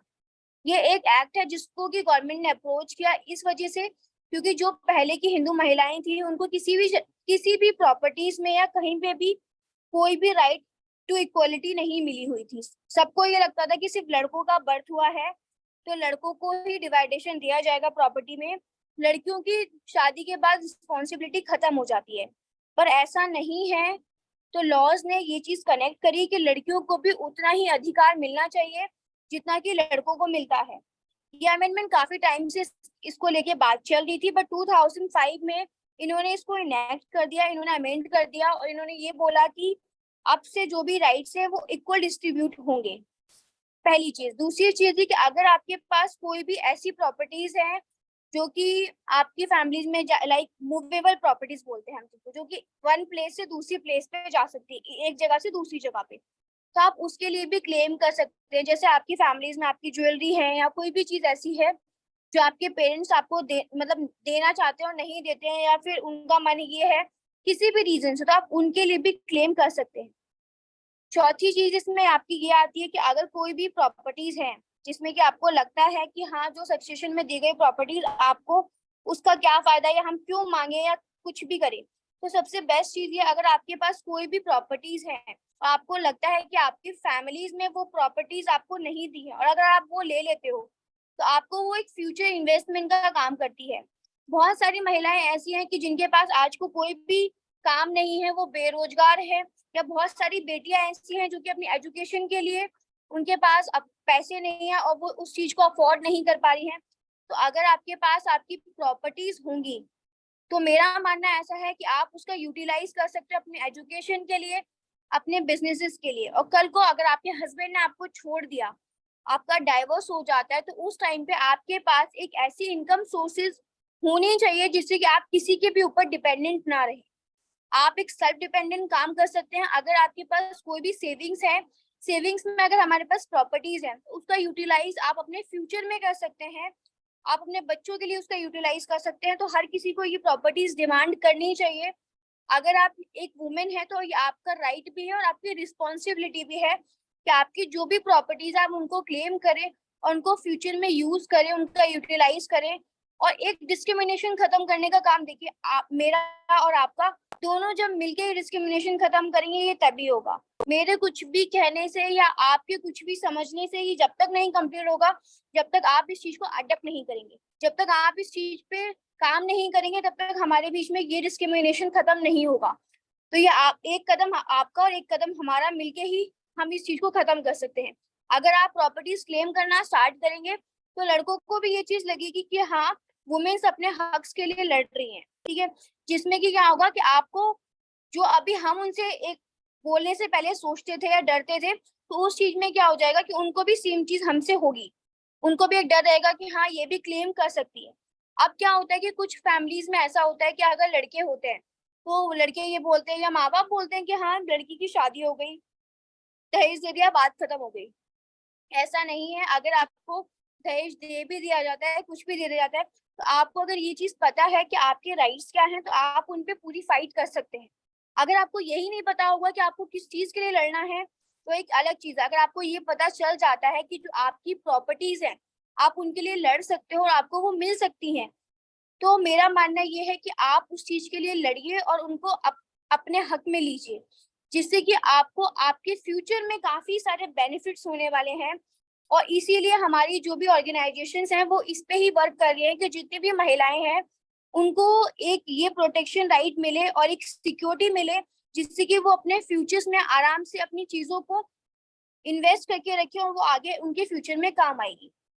और इसमें एक चीज और भी आती है कि जो भी हिंदू महिलाएं हैं, अगर उनको ये लगता है कि मतलब वो उनके जो हस्बैंड है उनकी जो प्रॉपर्टीज है, या शादी के बाद क्या होता है ससुराल वाले घर से निकाल देते हैं, कुछ चीजों का आपको भी पता है कि बहुत सारी चीजें ऐसी होती है जिसमें कि महिलाओं को हर जगह पे इक्वल नहीं रखा जाता। तो अगर आपको कल को आपके ससुराल वाले या फिर कोई भी मायके वाले अगर जब ससुराल वाले घर से निकाल देते हैं, डाइवोर्स हो जाता है, उस कंडीशन में आपको आपके मायके वाले भी एक्सेप्ट नहीं करते हैं, तो आपके पास कोई भी ऑप्शन नहीं होता है कि आप उस टाइम पे ऐसी जगह पे होते हैं कि आप ना इस साइड में जा सकते हैं ना उस साइड में जा सकते हैं। तो उस टाइम पे आपको ये जो प्रॉपर्टी है वो बहुत हेल्पफुल होती है, आपकी ग्रोइंग में बहुत काम आती है। अगर आप उस छोटी सी प्रॉपर्टी को कहीं रेंट पे भी दे देते हैं तो उससे भी आपका किराया आता है, जिससे कि आपका मंथली खर्चा इजीली चल सकता है। तो आप लोग अगर ये एक एक स्टेप लेंगे तो जितनी भी मेरे अकॉर्डिंग जितनी भी अनएम्प्लॉयमेंट चीजें हैं कुछ भी है, सबके पास एक प्रॉपर्टीज होती हैं। पापा दादा नाना सभी के पास प्रॉपर्टीज होती हैं। तो ऐसा नहीं है, पहले ये होता था कि हाँ ठीक है हमने लड़कों को दे दी और लड़के उससे अपना कारोबार स्टार्ट कर लेते थे, तो वो चीज लड़कियों के साथ क्यों नहीं और उनको भी वो चीज क्यों नहीं मिलेगी, ये प्रॉब्लम है। तो ये आप लोगों की रिस्पॉन्सिबिलिटी है कि आप लोग इस चीज पे फोकस करेंगे और अपनी जो रिस्पॉन्सिबिलिटी है उसको अपनी साइड से और हमारी साइड से पूरी तरीके से फॉलो करेंगे, जिससे कि आपको ये लगेगा कि हाँ इन फ्यूचर अगर वो चीज आपको प्रोटेक्ट करेगी तो आपको खुद समझ में आ जाएगा कि प्रॉपर्टी राइट्स कितने इंपॉर्टेंट है और वो आपकी लाइफ में कहाँ पे मैटर करते हैं और वो आपकी लाइफ में कहाँ पे स्टैंड करते हैं, ये आपको समझ आ जाएगा। अब मुझे आप लोगों से क्वेश्चन एक पूछना था। इफ इन केस आप में से किसी ने भी माइक ऑन करा हुआ है, सिंपली मुझे ये बता दें कि आप में से कितनों को ये बात समझ आई है। Please switch on your mic.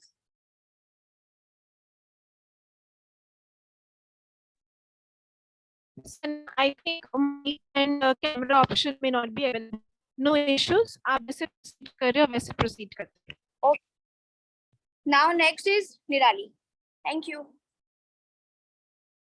Good morning everyone. ये तो अभी हमने बेसिक लीगल अवेयरनेस और लीगल इनहेरिटेंस के बारे में थ्योरेटिकल पर्सपेक्टिव में सुन लिया। अब being in a very casual manner, अगर मैं एक आपको इमेजिनरी सिचुएशन या इमेजिनरी वर्ल्ड में लेके जाऊं, हम एक इमेजिन करते ये सिचुएशन जहाँ पे इन अ फैमिली दो भाई बहनें हैं, पेरेंट्स आए, उन्होंने दोनों को इक्विवेलेंट एक गिफ्ट ला के दिया, रैप्ड गिफ्ट दिए, we will be definitely very happy. वो गिफ्ट देख के हमें बहुत खुशी होगी कि मुझे भी गिफ्ट्स मिले हैं, सामने वाले को भी गिफ्ट मिला है। अगर अब हम इसी को ऑपोजिट एक और इमेजिनरी सिचुएशन में जाए, जहाँ पे अगर हम देखें कि भाई को ला के गिफ्ट दी गई है और बीइंग अ गर्ल मुझे वो गिफ्ट नहीं दिया गया है, तो ऑब्वियसली वो चीज हमें हैम्पर करेगी एंड वो हमें मेंटली डिस्टर्ब भी करेगी कि व्हाई दिस डिस्क्रिमिनेशन, ये हमारे साथ डिफरेंस क्यों हो रहा है।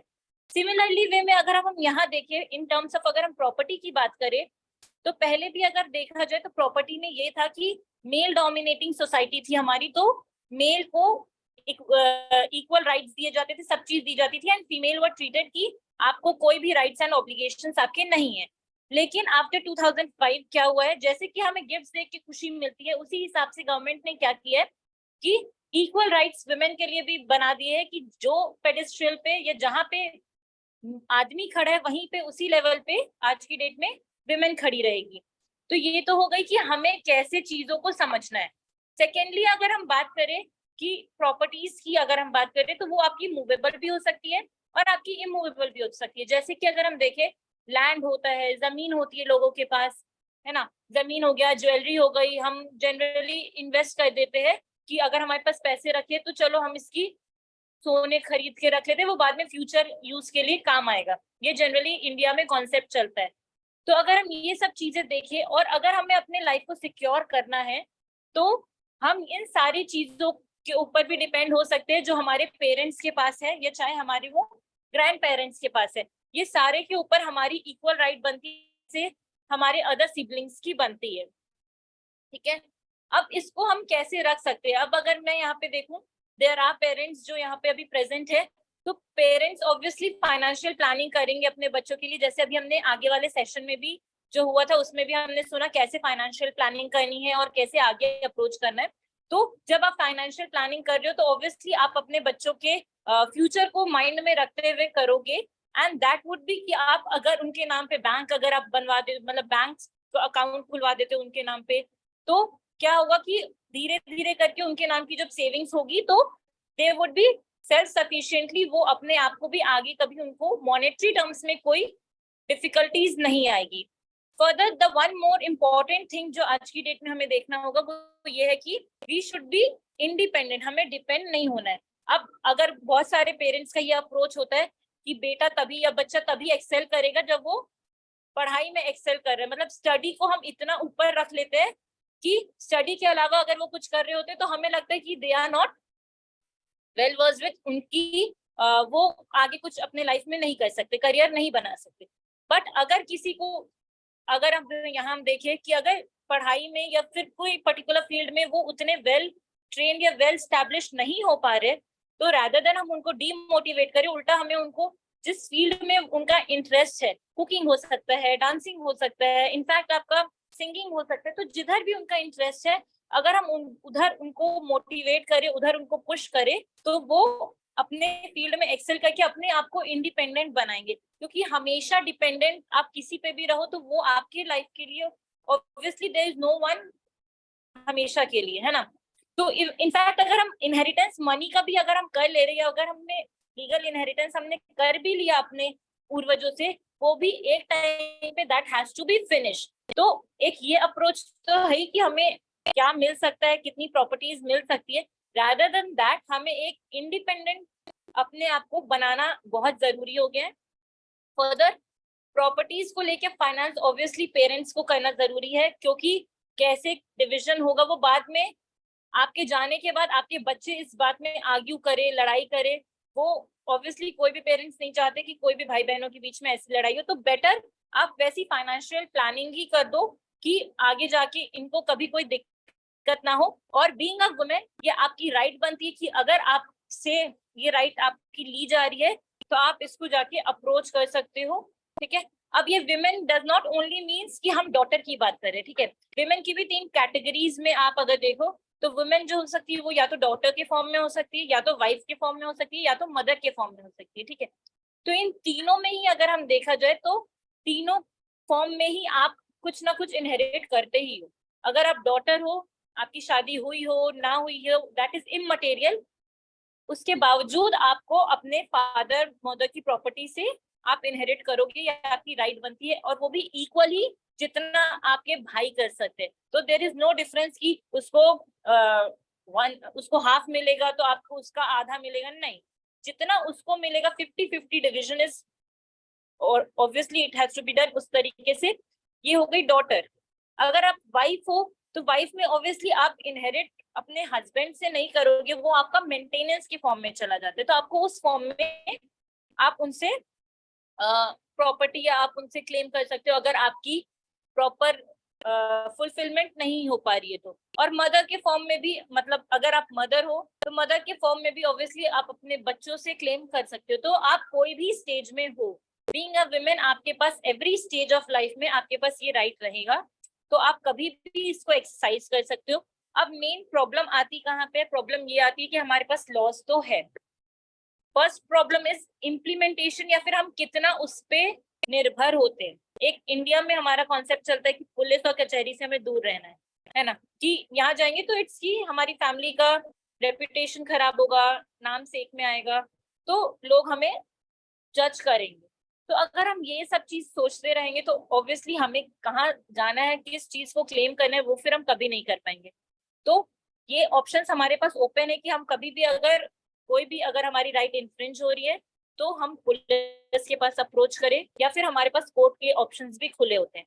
अब आती है एक टर्म आ सकता है कि हम उतने वेल फाइनेंस नहीं है कि हम खर्चा पूरा कोर्ट केसेस का कर सके, तो उसके लिए हमारे पास फ्री लीगल एड सर्विसेज भी होता है कि if you are not that much sufficient, case हम इंडिजेंट पर्सन के नाम से भी करते हैं। अगर आपने सुना हो कभी इंडिजेंट पर्सन क्या होता है, कि हम उतने केपेबल नहीं है कि हम उतना अमाउंट स्पेंड कर सके एक कोई कोर्ट में कोई केस में, तो case as an indigent person या फिर हम उस तरीके से फाइल करते हैं जहां पे फिर क्या होता है कि आपकी जो भी सर्विसेज होगी वो आपको मिनिमल कॉस्ट या फिर लो कॉस्ट में भी हो जाती है। तो ये आप मत सोचना, बस द टैब्यू इज कि हमें सोसाइटी क्या सोचेगी ये सोच के अगर हम चलेंगे तो ऑब्वियसली फिर हम अपने बच्चों का कुछ भी प्लान नहीं कर पाएंगे। तो ये चीज जो सोसाइटी और कोर्ट को लेके इम्प्रेशन है वो चीज नहीं होनी चाहिए, ठीक है। अब अगर आज का सेशन का अगर हम मेन मोटो देखें तो वो ये था कि हम आपको लीगल नॉलेज आपके साथ शेयर कर सके कि लीगल इनहेरिटेंस में आपकी कैसी क्या राइट्स है। फर्दर ये हो गई हमारी जनरल राइट्स। अगर आपको लगता है कि इसकी इम्प्लीमेंटेशन में ये आप लोगों के थ्रू कुछ डिफिशियंसी हो रही है कि नहीं यहाँ पे कुछ चेंजेस जरूरी है, तो ये ऑब्वियसली ये जो सेशन कंडक्ट किया गया है वो इसीलिए किया गया है कि आपके तरफ से हमें कुछ इनपुट्स मिल सके कि एक्चुअली यहाँ पे लैक्यूना है, इसमें एक स्पेशल प्रोविजन होना चाहिए, या तो फिर ये कुछ इन पर्टिकुलर लोगों के लिए एक पर्टिकुलर स्पेशल लॉज बनने चाहिए। तो वो आपके जैसे भी आप हमें इनपुट्स दोगे उस बेसिस में obviously we will be taking it up ahead. तो अगर आपका ऐसा कोई भी लैक्यूना या कोई भी लॉज या क्लॉजेस है तो आप प्लीज अभी हमें आप बताओ, अगर हुआ तो we will be there to solve obviously. And next Sana फिर आपका कंटिन्यू करेगी session. Thank you. I think Hello. Sana, you can continue the session. Questions हम एक साथ एंड में लेंगे, ठीक है? ओके। अब जितना कि आपको निराली ने बताया तो मुझे आपको ये बताना था कि आप सभी ने सुना होगा कि जो भी लड़कियां हैं आज को या जो भी वुमेन्स है वो हर एक फील्ड में सबसे ज्यादा है और हर एक फील्ड में बहुत आगे है। तो मेरा मानना ये है कि जब वो लोग इतने आगे निकल सकते हैं या हर चीज को अप्रोच कर सकते हैं तो फिर आप लोग क्यों नहीं। उसमें आप सभी ने सुना होगा कि हमारे पास एक केस आया था अभी रिसेंट, एक जजमेंट था जो कि था ट्रिपल तलाक का। तो ट्रिपल तलाक के जजमेंट में एक नॉर्मल वुमेन थी जिन्होंने की केस फाइल किया था सुप्रीम कोर्ट जैसे मतलब कोर्ट में उन्होंने अपील की थी, जहाँ पे कि उनको ये लगा कि उनके कुछ राइट्स हैं ट्रिपल तलाक जो कि इजीली मतलब आप अपने हस्बैंड से डाइवोर्स ले सकते हैं, ठीक है। मतलब उनका हस्बैंड इजीली उनको डाइवोर्स देगा ट्रिपल तलाक मतलब 3 टाइम्स तलाक तलाक तलाक बोलने के बाद। तो आप भी सोचिए कि एज अ मतलब हिंदू वुमेन या मुस्लिम वुमेन जो तलाक का कॉन्सेप्ट है, जो डाइवोर्स का कॉन्सेप्ट है, वो बहुत बड़ा कॉन्सेप्ट है। तो इजीली कोई भी किसी को डाइवोर्स तो नहीं दे सकता, ना ही कोई किसी से तलाक ले सकता है। तो इसीलिए उन्होंने इस चीज को सुप्रीम कोर्ट तक लेके गए, उन्होंने अपील करी, PIL फाइल करी, जिसके बाद की सुप्रीम कोर्ट ने उन्हें ये जजमेंट दिया कि ठीक है ये जो ट्रिपल तलाक का कॉन्सेप्ट है ये इलीगल है। तो उन्होंने वो चीज हटवाई, वो भी एक वुमेन थी। तो मेरा मानना ये है कि जब वुमेन हाई कोर्ट से सुप्रीम कोर्ट तक भी पहुंच सकते हैं तो फिर आप लोग अपनी प्रॉपर्टी राइट्स के लिए तो लड़ ही सकते हैं। जब आप लोग अपने प्रॉपर्टी राइट्स के लिए लड़ेंगे तो जो आने वाली जो जनरेशन है उस पर भी ये इम्पैक्ट पड़ेगा कि वो भी इजीली अपने राइट्स के लिए लड़ सकते हैं। तो यहाँ पर डिपेंड करता है कि आप जैसे खुद का अप्रोच करेंगे वैसे वो आगे जनरेशन में एक दूसरे का अप्रोच करेंगे। तो अगर आपको लगता है कि ये सेशन आपके थोड़े भी काम आया है या आपको थोड़ा भी समझ आया है तो इससे आप सिंपली सी चीज ये है कि आप अपने फ्यूचर इन्वेस्टमेंट के लिए कुछ चीजें ऐसी सोच के रखिए जिसमें कि आपको इन फ्यूचर हेल्प प्रोवाइड हो। अब बात करते हैं कि इफ इन केस आपको कोई भी राइट या कोई भी लॉज या कहीं पे भी अप्रोच करना हो किसी भी चीज के लिए, तो फर्स्ट ऑफ ऑल सबसे मेन स्टेप आपका ये होगा, हम सभी सोचते हैं कि इफ इन केस अगर हमें कहीं पे अगर अभी आप ये सोच रहे होंगे कि जो राइट्स मिले हैं उनको आपको लेना कैसे, अडॉप्ट कैसे करना है। तो आपको उनके लिए कुछ नहीं करना है, पहले अपनी फैमिली से बोलना है कि जो राइट्स हमें मिले हुए हैं प्रॉपर्टीज में आप हमें वो दीजिए। अगर आपकी फैमिली आपको सॉफ्टली वो राइट्स दे देती है तो कोई प्रॉब्लम ही नहीं बनती। तो आपके नाम पे डेफिनेटली आपको मिल जाएंगे। बट इफ इन केस वो ये कहते हैं कि नहीं ऐसा कुछ भी नहीं है, यहाँ वो राइट्स नहीं दे सकते या कुछ भी इस टाइप से, अगर वो आपको डिनाई करते हैं आपकी प्रॉपर्टीज में राइट्स देने से या आपको मना करते हैं, तो आपके पास सिंपल सा कुछ नहीं करना है, आपको डायरेक्टली जाके पुलिस स्टेशन में या नियर बाय कोई भी कोर्ट या कोई भी सीनियर ऑफिसेज है, वहाँ पे आप जाके अप्रोच कर सकते हो, उनको ये चीज बोल सकते हो कि ऐसे ऐसे हमारे ये प्रॉपर्टीज कुछ राइट्स हैं, ये हमें हमें मिलने चाहिए थे, बट हमारे पेरेंट्स जो है वो उनको देने से हमें डिनाई कर रहे हैं। तो इससे क्या होगा, जो भी पुलिस ऑफिसर्स हैं या जो भी है वो आपकी इसमें हेल्प करेंगे। वो आपको अगर ये बोलते हैं कि मैम आपका जो केस है ये हमने सुन लिया, ये हमने रजिस्टर्ड कर लिया, आप इसके आगे आप कोर्ट जाइए, अगर आप कोर्ट जाएंगे तभी आपको इसका डिसीजन मिलेगा, तभी आपको आपके राइट्स मिलेंगे। तो आपको कुछ नहीं करना है, सिंपली आपको कोर्ट जाना है। कोर्ट में आपको डायरेक्टली ये बोलना है कि हम एक बहुत नॉर्मल फैमिली से हैं, हम अपना लॉयर या एडवोकेट हायर नहीं कर सकते हैं, तो आप प्लीज हमें यहाँ पे फ्री लीगल एड की सर्विसेज प्रोवाइड करें। फ्री लीगल एड की सर्विसेज मतलब आपको वहाँ पे कोई भी नॉर्मल लॉयर कोई भी एडवोकेट दिख जाता है तो आप डायरेक्टली उनको ये चीज पूछ सकते हैं कि सर हमें कहाँ से फ्री लीगल एड सर्विसेज का बेनिफिट मिलेगा। वो आपको डायरेक्टली बता देंगे कि मैम आप इस ऑफिस में जाइए, वो आपको प्रोवाइड कर देंगे। उसके बाद आपको जो वो एडवोकेट प्रोवाइड होंगे, जो आपके फ्री लीगल एड प्रोवाइड होंगे, उनको आप अपना पूरा केस बता सकते हैं। वो केस बताने के बाद वो आपके बिहाफ पे वो केस लड़ेंगे, जिससे कि आपको एट लास्ट आपकी प्रॉपर्टी मिल जाएगी। पहले तो आप यही अप्रोच करिए कि अपनी फैमिलीज में जितनी नॉर्मल तरीके से ये चीजें हो सकती हैं, जितनी नॉर्मल तरीके से वो आपके राइट्स आपको दे सकते हैं, वो वेल एंड गुड है। इफ इन केस ऐसा कुछ अराइज होता है तो उसके लिए आपके पास कोर्ट कानून सभी कुछ है, पर प्रॉब्लम ये है कि आपको उनको अप्रोच करना पड़ेगा, क्योंकि आप इंडियन लॉज में जानते हैं कि कानून इतना इजिली किसी के मैटर में इंटरफेयर करने के बाद भी वो इतना इंटरेस्टेड नहीं होते हैं।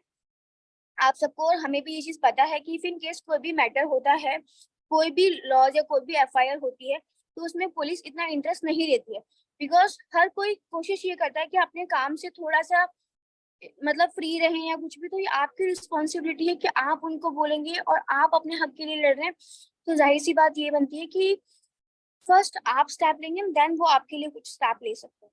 तो ये आपकी रिस्पॉन्सिबिलिटी है कि आप उस चीज को फॉलो करें।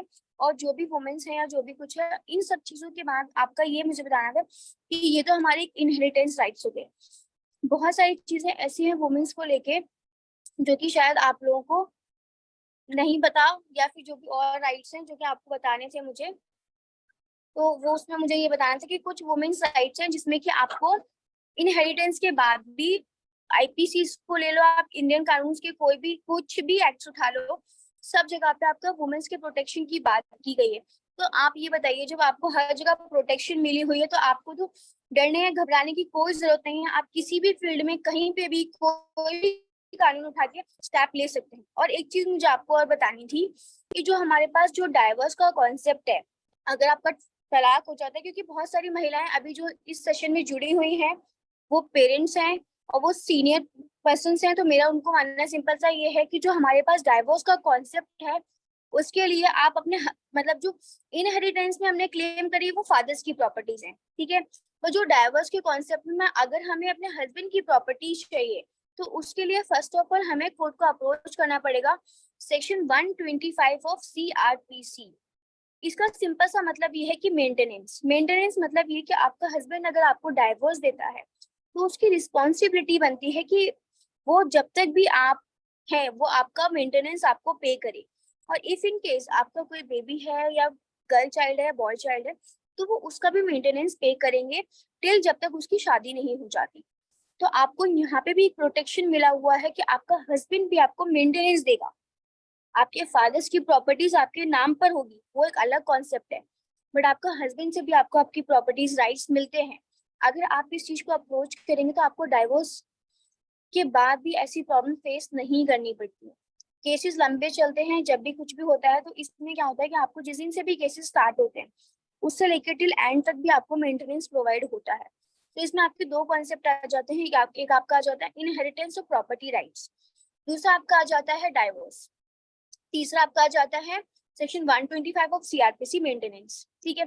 आपकी मैंने 3 या 4 सी चीजें कवर करी है और मेरे को चौथी चीज ये भी बतानी थी कि ये वुमेन सेक्शन है, तो इसमें मुझे ये समझाना था आपको कि जो भी आपके साथ डोमेस्टिक वायलेंस होता है, आप सभी ने ये वर्ड सुना होगा डोमेस्टिक वायलेंस। इसमें क्या होता है कि जितनी भी महिलाएं हैं जो भी घर में रहती है मम्मी हो गई, सिस्टर्स हो गई और वाइफ हो गई या फिर विडोज हो गई, इनके साथ क्या होता है कि घरों में बहुत तरीके का डोमेस्टिक वायलेंस होता है। तो मेरी आप सबसे रिक्वेस्ट है कि अगर आपके साथ ऐसा कोई भी डोमेस्टिक वायलेंस है, किसी भी चीज को आप लोग फेस करते हैं, तो प्लीज आपके पास राइट्स हैं, आप उन पे स्टैंड लीजिए। और जो भी ऐसे काम करते हैं उनके लिए पनिशमेंट्स है, आईपीसी में, डोमेस्टिक वायलेंस एक्ट में पनिशमेंट्स हैं। तो प्लीज आपके साथ अगर कुछ भी ऐसा होता है तो मेरा मानना है कि आप उन चीजों को फेस ना करें, उनको आगे बढ़ाएं, जिससे कि और जो महिलाएं हैं उनको भी प्रोटेक्शन मिले आपके जरिए। तो आपका काम है कि अगर आपको कोई भी तरीके का कोई भी टॉर्चर करता है, आपको फिजिकली फोर्स करता है, सेक्सुअल फोर्स करता है, आपको मतलब पैसों से कोई दिक्कत करता है, या आपके बच्चों को पढ़ाई में या किसी भी चीज के लिए वो आपको डिनाई करता है, तो आपका हस्बैंड हो, भाई हो, फादर हो, कोई भी मेल पर्सन जो कि आपको डोमेस्टिक वायलेंस के थ्रू किसी भी तरीके का हार्म करता है, तो एज अ वुमेन आपकी रिस्पॉन्सिबिलिटी है कि you file complain against him. तो आई थिंक आपको मैंने 4 से 5 एक्ट्स कवर की हैं, जिसमें कि आपको मैंने ये भी बताया है कि प्रॉपर्टी राइट्स क्या है, मैंने आपको ये भी बताया है कि आपका मेंटेनेंस क्या है, मैंने आपको ये भी बताया है कि आपकी डोमेस्टिक वायलेंस राइट्स क्या है, और मैंने आपको ये भी बताया है कि वुमेन्स के कुछ बहुत सारे इंपॉर्टेंट लॉज हैं जो कि मतलब 90% जो लॉज हैं वो ऑलमोस्ट वुमेन्स फेवर में है। इंडियन कॉन्स्टिट्यूशन में भी बहुत सारे आर्टिकल्स ऐसे हैं जो कि बात करते हैं वुमेन्स प्रोटेक्शन की। तो जब सब लोग मिलके इतना कुछ करने की कोशिश कर रहे हैं, तो हम ये एक्सेप्ट करेंगे कि एक कदम आपकी साइड से भी होना चाहिए, जिससे कि हमारा हमारा जो भी हमने अपने साइड से जो भी स्टेप्स लिए हैं उनमें हमें ये लगे कि हाँ हमारा काम खराब नहीं हुआ, हमने जो भी स्टेप लिए हैं वो वैलिड थे और वो आप लोगों की हेल्प के लिए थे। तो उससे हमें भी काफी सारी मोटिवेशंस मिलेंगी, जिससे कि हम ट्राई करेंगे कि आगे हम और भी इन चीजों को इम्प्रूव कर पाए और जितना कोशिश हो आपकी हेल्प कर सके। और इफ इन केस आपको इस सेशन के बाद अगर कोई भी डाउट आता है या कुछ भी क्वेरीज आती हैं, तो आप लोगों के पास आप लोग बिल्कुल फ्री हैं। ये सेशंस इसलिए रखे गए हैं जिससे कि हमें आपको ये पता चले कि एक्चुअल प्रॉब्लम्स आप लोग क्या फेस कर रहे हैं। अगर आपकी वो जो प्रॉब्लम्स हम तक आएंगी, तो अगर उसमें से हमें लगता है कि हाँ आपकी ये जो प्रॉब्लम्स है सीरियस है या सच में वैलिड है, तो हम चाहेंगे कि वो चीज आपको आगे मिले, चाहे वो प्रॉपर्टीज राइट्स हो, चाहे वो डोमेस्टिक राइट्स हो, कोई भी राइट्स हो।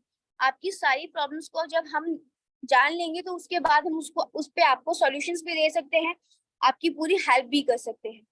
तो ये था आज का हमारा सेशन, और इसमें आपको जो भी राइट्स या जो भी क्वेरीज हो, please you are free to ask anyone. Thank you, Miss Nirali. Very wonderful. उन्होंने बहुत अच्छे से लीगल इनहेरिटेंस राइट्स के बताया हमारे पार्टिसिपेंट्स को. Now I would request Durga ma'am and Manjula ma'am, if any participant is ready to ask, Miss Sana and Miss Nirali are there, so wo questions they can answer. And the questions for Mr. Jitendra Solanki sir, that can be emailed or WhatsApp to him. So accordingly, please ask your participants to ask the questions. Other Japan. Thank you so much. We have asked them, we have passed some papers to them. They're writing their questions because many questions come, and even after we talk to them a little more about in Telugu, how important it is, then they will write and we will send them to you and we will pass the answers to them. We are giving them the questionnaire, Yes. and after Yes. they answer, we will scan Yeah. and send them. Sure. Thank you so much. Thank you, ma'am. Thank you so much. So, Miss, whatever questions, as Durga ma'am mentioned, whatever questions, after going through the questionnaire and after listening to the session, they will the Swayam Krushi organize short discussion after our program. So whatever questions come across for you and Nirali and for Jitendra sir, we'll be automatically WhatsApping them, emailing them to all of you, so that the appropriate answers can then be again come you and sent to the participants. I hope it's experts also. Yeah, Sana and Nirali? Okay, ma'am. Fine, sure. Thank you Thank so you, ma'am. much. Thank you. So I think Anusya, because the questions will come later, and our first expert of the session, that is Jitendra P.S. Solanki sir, who took the session on financial planning, and the second session on orientation on legal inheritance rights by Miss Sana and Miss Nirali. And as Durga ma'am said, They will come in later on and then we can answer. yeah, the we can questions, right? questions So later. then I think Sampurna ma'am, we can conclude today's Yeah, session. quickly just give a brief conclusion and then a vote. Kind go ahead. Madam ma'am, would you like to say something? Hello. Yes, Manjula ma'am. It was a wonderful enlightening program, and we learned so much, and now so many questions are arising. Even in our staff also are asking, and we are very lucky to have this opportunity. And I must thank Dr. Pujari and all of you, the whole team. I hope we will have more such sessions. Be very happy to participate. And nice to see the youngsters and coming with the information. Congratulations to them. Thank you. ma'am. Thank you. Thank you, Durga ma'am. Angela ma'am. Thank you so much for the Looking forward for words. more These words. this type of program. Thank you, ma'am. Thank you, ma'am. Sure. Thank you, ma'am. Thank you. It's mean a lot for us as a research team also, as a team from AIRS also. And then we are, work, as you mentioned, with this young law experts, Miss Nirali, Miss our seasoned expert, Mr. Jitendra Solanki. Thank you, ma'am. Appreciation. Dear participants, come to an end of this session on and training workshop on legal inheritance rights of differently abled women. In the first session on financial planning, taken by Shri Jitendra Solanki sir, for families of differently abled women, sir elaborated and highlighted the various building blocks of any financial planning, which should consist of planning for future risks and future costs which may arise, and also take into consideration the present costs along with a letter of intent. So all participants, please make sure that you form a letter of intent for your own wards and children and adults with disabilities. And also in the following session, that is orientation session on legal inheritance rights of differently abled women by Miss Nirali Jain and Miss Sana Siddiqui, who are legal experts and master of law, especially in the family law.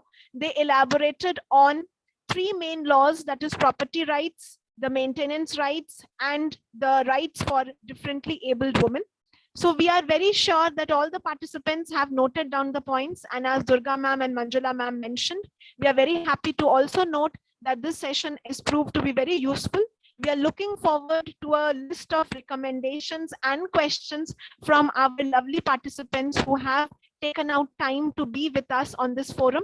And we are very happy that this session has proven useful to all the participants, to all the parents, caregivers of women with disabilities, and of course, the women with disabilities who themselves have joined this session for all of us. I now take the privilege to put on record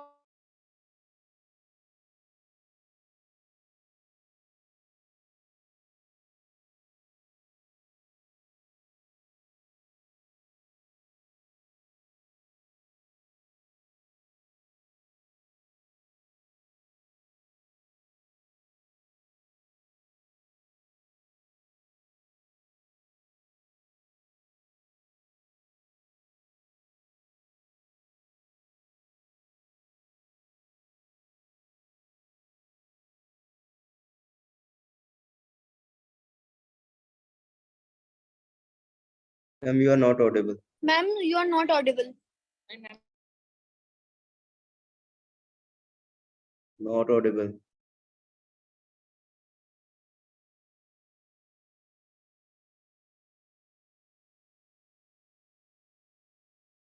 No, ma'am.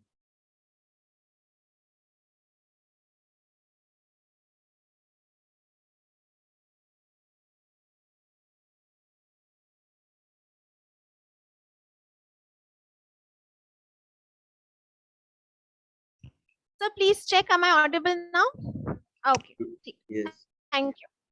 I so now take the privilege to thank all the experts who have joined us for this wonderful session. Mr. Jitender P.S. Solanki sir, who took the session financial planner, Ms. Sana and Ms. Nirali in legal law, especially family law, who joined us for the session. Biggest thanks to Swam Krushi for who came over and accepted our proposal to be part of this training workshop. A lovely thanks to all the participants, parents of women with disabilities and women with disabilities themselves who took out time to be a part of this training session. I also thank the research team from Amity Institute of Rehabilitation Sciences, and I also extend my thanks to the National Commission for Women who have cooperated with AIRS for this important research study. Once again, a big thanks to all the experts and all the participants for joining in. My heartfelt gratitude to Durga ma'am and Manjula ma'am for coordinating this whole workshop along with me and helping us and supporting us in making this work. Thank you once again to all the participants and have a very good day.